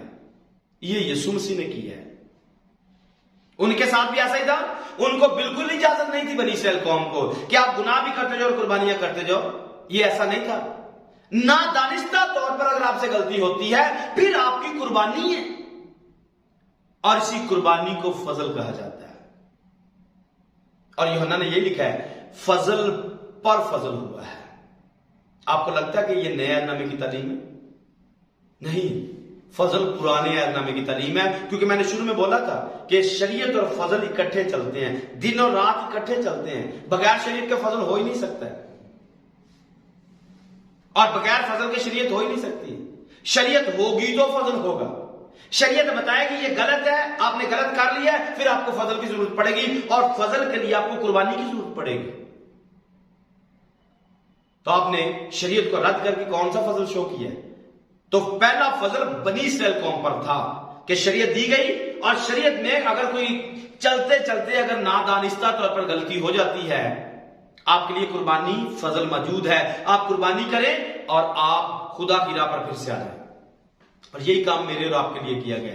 ہمارے لیے یسوع کو قربان کیا گیا کہ خدا کے ساتھ چلتے چلتے اگر حکم ٹوٹ بھی جاتا ہے تو یسوع کا لہو اپنے اوپر لے کر، اس لہو کو، اس کے چھینٹوں کو اپنے اوپر لے کر آپ پھر سے خدا کے ساتھ چل سکتے ہیں. اس کو فضل کہا جاتا ہے. اس کا فضل کا مطلب ہرگز یہ نہیں ہے کہ آپ گناہ کرنے کے لیے آزاد ہیں. کیا ہم گناہ زیادہ کریں تاکہ فضل زیادہ ہو؟ نہیں، آپ گناہ کرنے کے لیے آزاد نہیں ہیں. شریعت یا فضل اس لیے نہیں ہے کہ آپ مطلب آزادی سے گناہ کرتے رہو. شریعت بھی خدا کے ساتھ جوڑنے کے لیے ہے، فضل بھی خدا کے ساتھ جوڑنے کے لیے ہے. تو ہم نے کیا پڑھا؟ یشوع کی کتاب آپ 8ویں باب کی 33 آیت سے بھی پڑھ سکتے ہیں. وہاں پر کوئی گرزیم پر، کوئی ابیل پر یہ جب گفتگو کی گئی، وہاں سے برکت اور لعنت دونوں کو جاری کیا گیا، بتایا گیا کہ برکت کیسے اور لعنت کیسے. برکت اس صورت میں جب آپ عمل کرو گے, لعنت اس صورت میں جب آپ عمل نہیں کرو گے. تو یسوع مسیح نے ہمیں وہ جو ہمارے خلاف تھا, جو ہمیں لعنتی بناتا تھا, اپنے کفارہ کے وسیلہ سے اس نے ہم پر فضل کیا اور اسے لعنت سے ہمیں چھڑا دیا ہے. یہ ہے وہ بات, مسیح جو ہمارے لیے لعنتی بنا اور اس نے ہمیں شریعت کی لعنت سے آزاد کروایا. شریعت لعنتی نہیں ہے, یہ تو لعنتی لوگوں نے ایسا بولا ہے. شریعت کی لعنت گناہ ہے اور اس گناہ سے ہماری مخلصی کروائی گئی ہے. اس گناہ سے ہماری جان چھوٹی ہے اور اس کو گناہ کی اور موت کی شریعت کہا جاتا ہے. پڑھیے میرے ساتھ رومیو 8ویں باب کی دوسری آیت کو, جلدی سے بیٹا پڑھیے, 2-4 حوالے پڑھیں گے اور اس کے بعد ہم اس کو اینڈ کریں گے. کیونکہ زندگی کے روح کی شریعت, زندگی کے روح کی شریعت نے مسیح یسوع میں مجھے اور آپ کو, جو آپ اس کلام کو سن رہے ہو, مجھے اور آپ کو گناہ اور موت کی شریعت سے آزاد کر دیا. ہم موت اور گناہ کی شریعت کے تابع نہیں ہیں. یہ اس آیت میں لکھا ہوا ہے, رومیو 6ویں باب کی 14ویں آیت میں. کیونکہ تم شریعت کے ماتحت نہیں. کون سی شریعت؟ گناہ اور موت کی شریعت. ہم زندگی کی شریعت کے تابع ہیں, ہم موت کی شریعت سے چھوٹ گئے ہیں. اور یہ موت کی شریعت گناہ کی شریعت تھی. جب ہم نافرمانی کرتے تھے, ہم گناہ میں چلے جاتے تھے, موت میں چلے جاتے تھے. پر جو یسوع پر ایمان لے آتا ہے, مر بھی جائے تو بھی زندہ ہے. یسوع پر ایمان لا کر آپ پر شریعت, آپ پر گناہ کا کوئی حکم باقی نہیں بچتا ہے. یہ یسوع نے فضل کیا ہے اور ہم نے اسے بالکل غلط رنگ دے دیا اور لوگوں کو غلط سکھایا. جب آپ یہ کہتے ہیں ہم شریعت کے متحد نہیں ہیں, لوگوں کو یہ بھی سکھائیے ہم کون سی شریعت کے متحد نہیں ہیں. کیا ہم اخلاقی شریعت سے آزاد ہیں؟ کیا ہم سماجی شریعت سے آزاد ہیں؟ کیا ہم دینی شریعت سے آزاد ہیں؟ جواب آئے گا نہیں. ایک ہی چیز سے آزاد ہیں اور وہ گناہ اور موت کی شریعت ہے. ہم موت کی شریعت کے ماتحت نہیں ہیں, ہم زندگی کی شریعت کے ماتحت ہیں. اور زندگی کی شریعت خداوند یسوع مسیح ہے, ہم اس کے ماتحت ہیں. ہم شریعت کے زندگی کی شریعت کے ماتحت ہیں. ہم بادشاہی شریعت کے ماتحت ہیں, ہم عادشی شریعت کے ماتحت ہیں, ہم روحانی شریعت کے ماتحت ہیں, ہم راست بازی کی شریعت کے ماتحت ہیں. آپ کو غلط سکھایا کسی نے. آپ کبھی بھی وہ نہیں کر سکتے ہو جو بائبل میں کہا گیا کہ یہ آپ نے نہیں کرنا ہے. آپ کبھی بھی وہ نہیں کر سکتے ہو. جو لکھا ہے کہ کرنا ہے آپ کو کرنا پڑے گا, جو لکھا ہے کہ نہیں کرنا آپ کو نہیں کرنا ہے. اگر آپ کریں گے تو یہ گناہ ہے. گناہ شریعت کے خلاف چلنے کو کہا جاتا ہے. آپ کا معیار وہاں پر ہے. اگلی بار پڑھیے, ہم کہاں سے چھوٹے؟ ہم گناہ اور موت کی شریعت سے آزاد ہو چکے ہیں. دینی شریعت کے اندر ایک چیز آپ کو رکھنا چاہتا ہوں. اگر آپ دینی شریعت کی بات کریں, جس میں میں نے ختنہ بتایا, قربانیاں بتائیں, آپ کے ہدیے دائیاں بتائیے, اس میں سنیے گا. اگر آپ کہتے جی ہماری دینی شریعت سے جان چھوٹ گئی ہے, آپ اپنے چرچ میں دیکھیے گا, کیا آپ اناج کے ہدیے نہیں لے کے آتے ہیں؟ کیا آپ چاول نہیں پکاتے ہیں, چنے نہیں پکاتے ہیں؟ کیا آپ گوشت نہیں پکاتے ہیں؟ کیا آپ نان نہیں بناتے ہیں؟ کیا آپ اپنے چرچ کے اندر میدے کا ہدیہ نہیں لے کے جاتے ہیں؟ آپ قربانیاں نہیں کرتے؟ آپ مٹھائی نہیں لے کے جاتے ہیں؟ آپ رسگلے نہیں لے کے جاتے ہیں؟ کس قانون کے تحت؟ ہیکل کے اندر اٹھانے والا ہدیہ کیا آپ کے چرچ میں نہیں اٹھایا جاتا ہے؟ ہیکل میں دی جانے والی دائی یکیاں کیا آپ کے چرچ میں دائی یکیاں نہیں لی جاتی ہیں؟ لی جاتی ہے نا. پھر کیسے آپ کہتے ہیں ہم شریعت کے متحد نہیں ہیں؟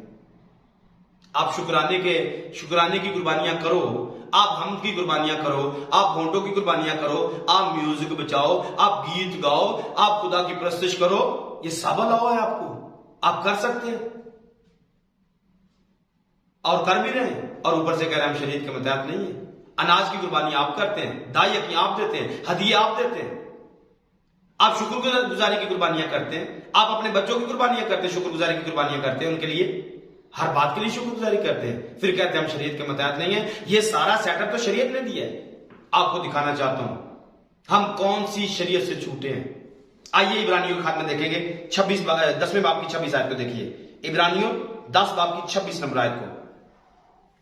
کیونکہ حق کی پہچان حاصل کرنے کے بعد اگر ہم جان بوجھ کر گناہ کریں تو گناہوں کی کوئی قربانی باقی نہیں ہے. میں آپ کو بتانا چاہتا ہوں, ہم دینی شریعت کے اندر جو قربانیاں گناہ کے لیے دی جاتی تھی, غور سے سنیے گا, دینی شریعت کے اندر جو قربانیاں گناہ کے لیے دی جاتی تھی، میں نے آپ کو پہلے بتایا شکر گزاری کی قربانی ہم دیتے ہیں، اناج کے ہدیے دیتے ہیں، رضا کی قربانیاں دیتے ہیں، منتیں ہم پوری کرتے ہیں، قسمیں ہم پوری کرتے ہیں، دائیں کی ہم دیتے ہیں، ہدیے ہم دیتے ہیں، ہر طرح کا کام ہم کر رہے ہیں۔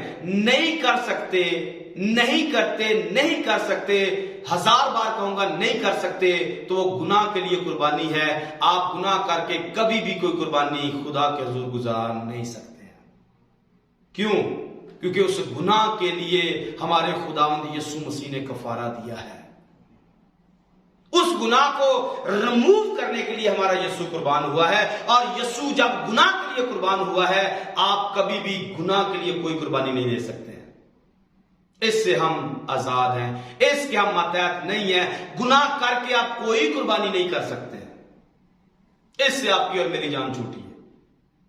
تو اس بات کو سمجھیے، نہ ہم اخلاقی شریعت سے آزاد ہیں، نہ ہم سماجی شریعت سے آزاد ہیں، نہ ہم دینی شریعت سے آزاد ہیں۔ دینی شریعت کے اندر جو گناہ کی قربانی دی جاتی تھی، ہم اس سے آزاد کیے گئے ہیں، اور جو شریعت ہم پر لاگو نہیں ہے وہ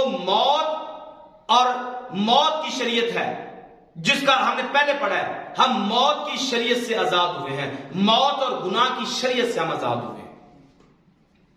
یہ وہ بات ہے جس کو لے کر پالوس نے لکھا ہے کہ ہم موت اور گناہ کی شریعت سے آزاد ہیں، ہم اس کے ماتحت نہیں ہیں۔ اس کا ہرگز مطلب یہ نہیں ہے کہ آپ دینی شریعت سے، اخلاقی شریعت سے یا سماجی شریعت سے آزاد ہیں۔ آپ کو جس نے بھی پڑھایا وہ غلط پڑھایا ہے، سچائی آپ تک پہنچ چکی ہے۔ ایک چیز، ایک سوال کے ساتھ بالکل ہم اختتام پر جا رہے ہیں، کیا آپ کو کبھی شریعت ملی جس سے آپ آزاد تھے یا آپ آزاد ہو گئے تھے؟ کیا کبھی آپ کو خدا نے شریعت دی؟ شریعت تو بنی اسرائیل قوم کو ملی۔ اس کے لیے آپ حوالہ اگر پڑھنا چاہتے ہیں رومیو 9 آپ پڑھ سکتے ہیں۔ عہود، شریعت، وعدے، یہودی، یسوع سب یہودیوں کا ہے، اور شریعت ان کو ہی ملی ہے، آپ کو تو کسی نے دی بھی نہیں۔ آپ نے کہا جی ہم اس کے متحد بھی نہیں ہیں، پر جن کو یہ ملی ہے وہ آج تک اسے چوم چوم کے رکھتے ہیں، آج تک اس کے پابند ہیں۔ اور جب بنی اسرائیل قوم کو شریعت ملی، اور وہ شریعت کو آج بھی اس کے پابند ہیں، اس کو مانتے، اس سے پیار کرتے ہیں۔ ایک چیز اور، شریعت پر عمل بندہ کیسے کرتا ہے، کب کرتا ہے، یہ حوالہ پڑھنا ضروری ہے۔ حزقیل کی کتاب 36 باب کی 26 آیت کو پڑھیے گا۔ حزقیل کی کتاب 36 باب کی 26 آیت، شریعت پر کوئی کب عمل کر سکتا ہے؟ پڑھیے بیٹا۔ اور میں تم کو نیا دل بخشوں گا، میں تم کو نیا دل بخشوں گا، اور نئی روح تمہارے باطن میں نئی روح تمہارے باطن میں ڈالوں گا، اور تمہارے جسم میں سے سنگین دل کو نکال ڈالوں گا۔ میں ایمان رکھتا ہوں آج کے کلام کے وسیلہ سے آپ کا سنگین دل جا چکا ہے۔ پڑھیے آگے۔ اور گوشتین دل تم کو عنایت کروں گا، اور میں اپنی روح تمہارے باطن میں ڈالوں گا۔ میں اپنی روح، جو روح یسوع کے اندر ہے کہ وہ باپ کی ہر بات کو مانتی ہے، وہ روح یسوع ہمارے اندر بھی ڈالے گا۔ میں نے کہا کب کوئی شریعت پر عمل کرتا ہے؟ جب یسوع کا روح ہمارے اندر آ جاتا ہے، اور خدا نے وعدہ کیا ہوا ہے میں نیا دل، نئی روح تمہارے باطن میں ڈالوں گا، اور تم سے اپنے آئین اور احکام کی پیروی کرواؤں گا، اور تم میرے احکام پر عمل کرو گے۔ آمین۔ یہ تب عمل ہوتا ہے جب خدا کا روح انسان کے اندر ہوتا ہے۔ مخالفت کوئی کب کرتا ہے؟ جب مخالف مسیح کا روح اس کے اندر ہوتا ہے، کیونکہ شریعت کو توڑنا، مروڑنا، اس کو رد کرنا یہ مخالف مسیح کی نشانی ہے، اور شریعت پر عمل کرنا یہ خدا کے روح کی نشانی ہے۔ آپ میں کس کا روح ہے؟ اور شریعت کے بارے میں ایک حوالہ 1000 سالہ بادشاہی کے بارے میں بھی لکھا ہوا ہے کہ جب 1000 سالہ بادشاہی آئے گی تو 1000 سالہ بادشاہی کے اندر خود خداوند یسوع مسیح شریعت کو پڑھائیں گے۔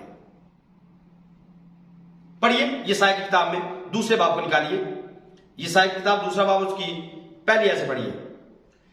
وہ بات جو یسایا بن آموس نے یہودا اور یروشلم کے حق وہ بات جو یسایا بن آموس نے یہودا اور یروشلم کے حق میں رویا میں دیکھی، آخری دنوں میں یوں ہوگا۔ آخری دنوں، اس کو غور سے سنیے گا، آخری دنوں میں یوں ہوگا۔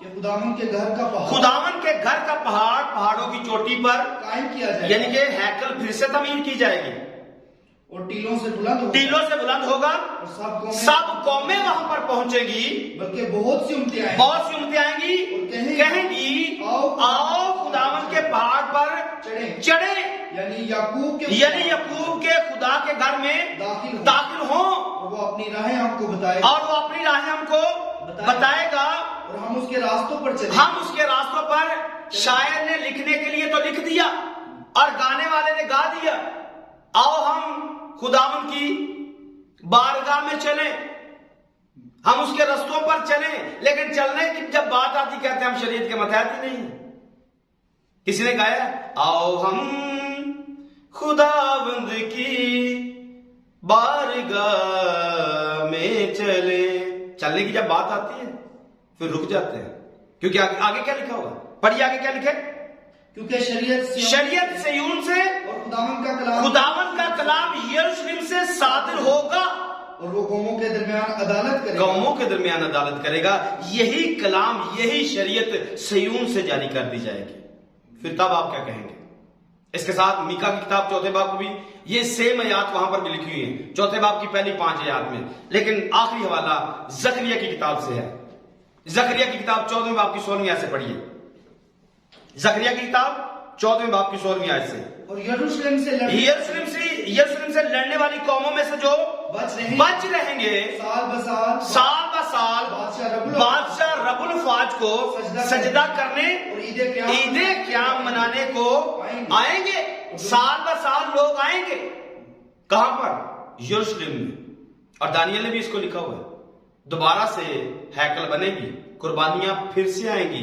ہدیے پھر سے آئیں گے اور یہ مخالف مسیح ہوگا جو اپنے 3.5 سال کے اندر عہد کو توڑے گا اور قربانیوں کو موقوف کرے گا اور سب ہیکل کو پھر سے ناپاک کر دے گا یہ الگ سے سٹڈی ہے لیکن یہاں پر کیا لکھا ہے اور دنیا کے ان تمام قبائل پر جو بادشاہ رب الفاج کے حضور سجدہ کرنے کو یروشلم میں نہ آئیں گے نہ برسے گا اگر قبائل مصر جن پر بارش نہیں ہوتی نہ آئے تو ان پر وہی عذاب نازل ہوگا جس کو خداوند غیر قوموں پر نازل کرے گا جو عید قیام منانے کو نہ آئیں گی اہل مصر اور ان سب قوموں پر جو عید قیام منانے کو نہ آئیں گی یہ سزا ہوگی تو میں نے آپ کو دکھایا 1000 سالہ بادشاہی کے اندر دکھایا ہے آج تو آپ انکار کر رہے ہیں کہ شریعت ہم پر لاگو نہیں ہے تب آپ کیا کہیں گے جب بادشاہوں کا بادشاہ یہودیوں کا بادشاہ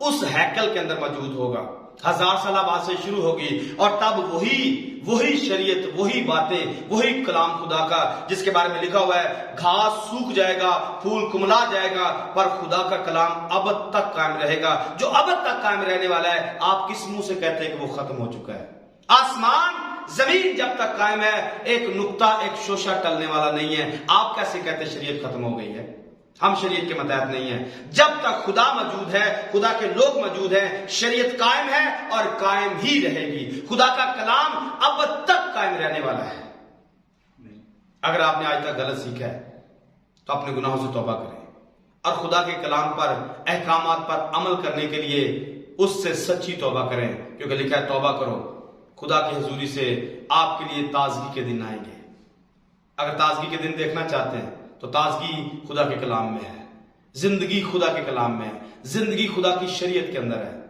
خدا کے احکامات کے ماننے کے اندر ہے اگر آج تک آپ نے احکامات کو مانا نہیں ہے تو ماننے کے لیے تیار ہو جائیے اور اس کے ساتھ ساتھ اگر آپ مزید ٹاپک پر بات کرنا چاہتے ہیں یا سننا چاہتے ہیں ہمارے چینل کے اوپر بہت سارے پیغامات موجود ہیں اگر آپ چاہتے ہیں کہ ان سے ہٹ کر بھی کوئی پیغامات آپ کو ملیں تو آپ کامنٹ باکس میں ضرور بتائیے گا ہم ان پر بھی آپ کے لیے پیغام لے کے آئیں گے ہماری ٹیم ہر وقت آپ کے لیے کوشش ہے آپ کے لیے کام کر رہی ہے خدا کے لیے کام کریں گے تاکہ خدا کا کلام آخری زمانے میں وہ باتیں وہ سچائیاں جو آج تک ہم سے پوشیدہ رہی ہیں آپ تک پہنچ سکیں اگر آپ چاہتے ہیں تو آپ ہمارے ساتھ رابطہ کر سکتے ہیں ہمارے چینل کو وزٹ کر سکتے ہیں اس چینل کو ضرور سبسکرائب کریں اور بیل آئیکن کو بھی دبائیے اور اپنے پیغامات کو اگر جو سمجھتے ہیں یہ خدا کا کلام ہے یہ آپ کا اپنا ہے تو یہ پیغامات کو خدا کا پیغام سمجھ کر خدا کی سچائی سمجھ کر دوسروں تک اس کو ضرور پہنچائیے گا. خدا اس کلام کے وسیلے مجھے اور آپ کو بہت برکت بخشے. آمین. God bless you all. Praise the lord.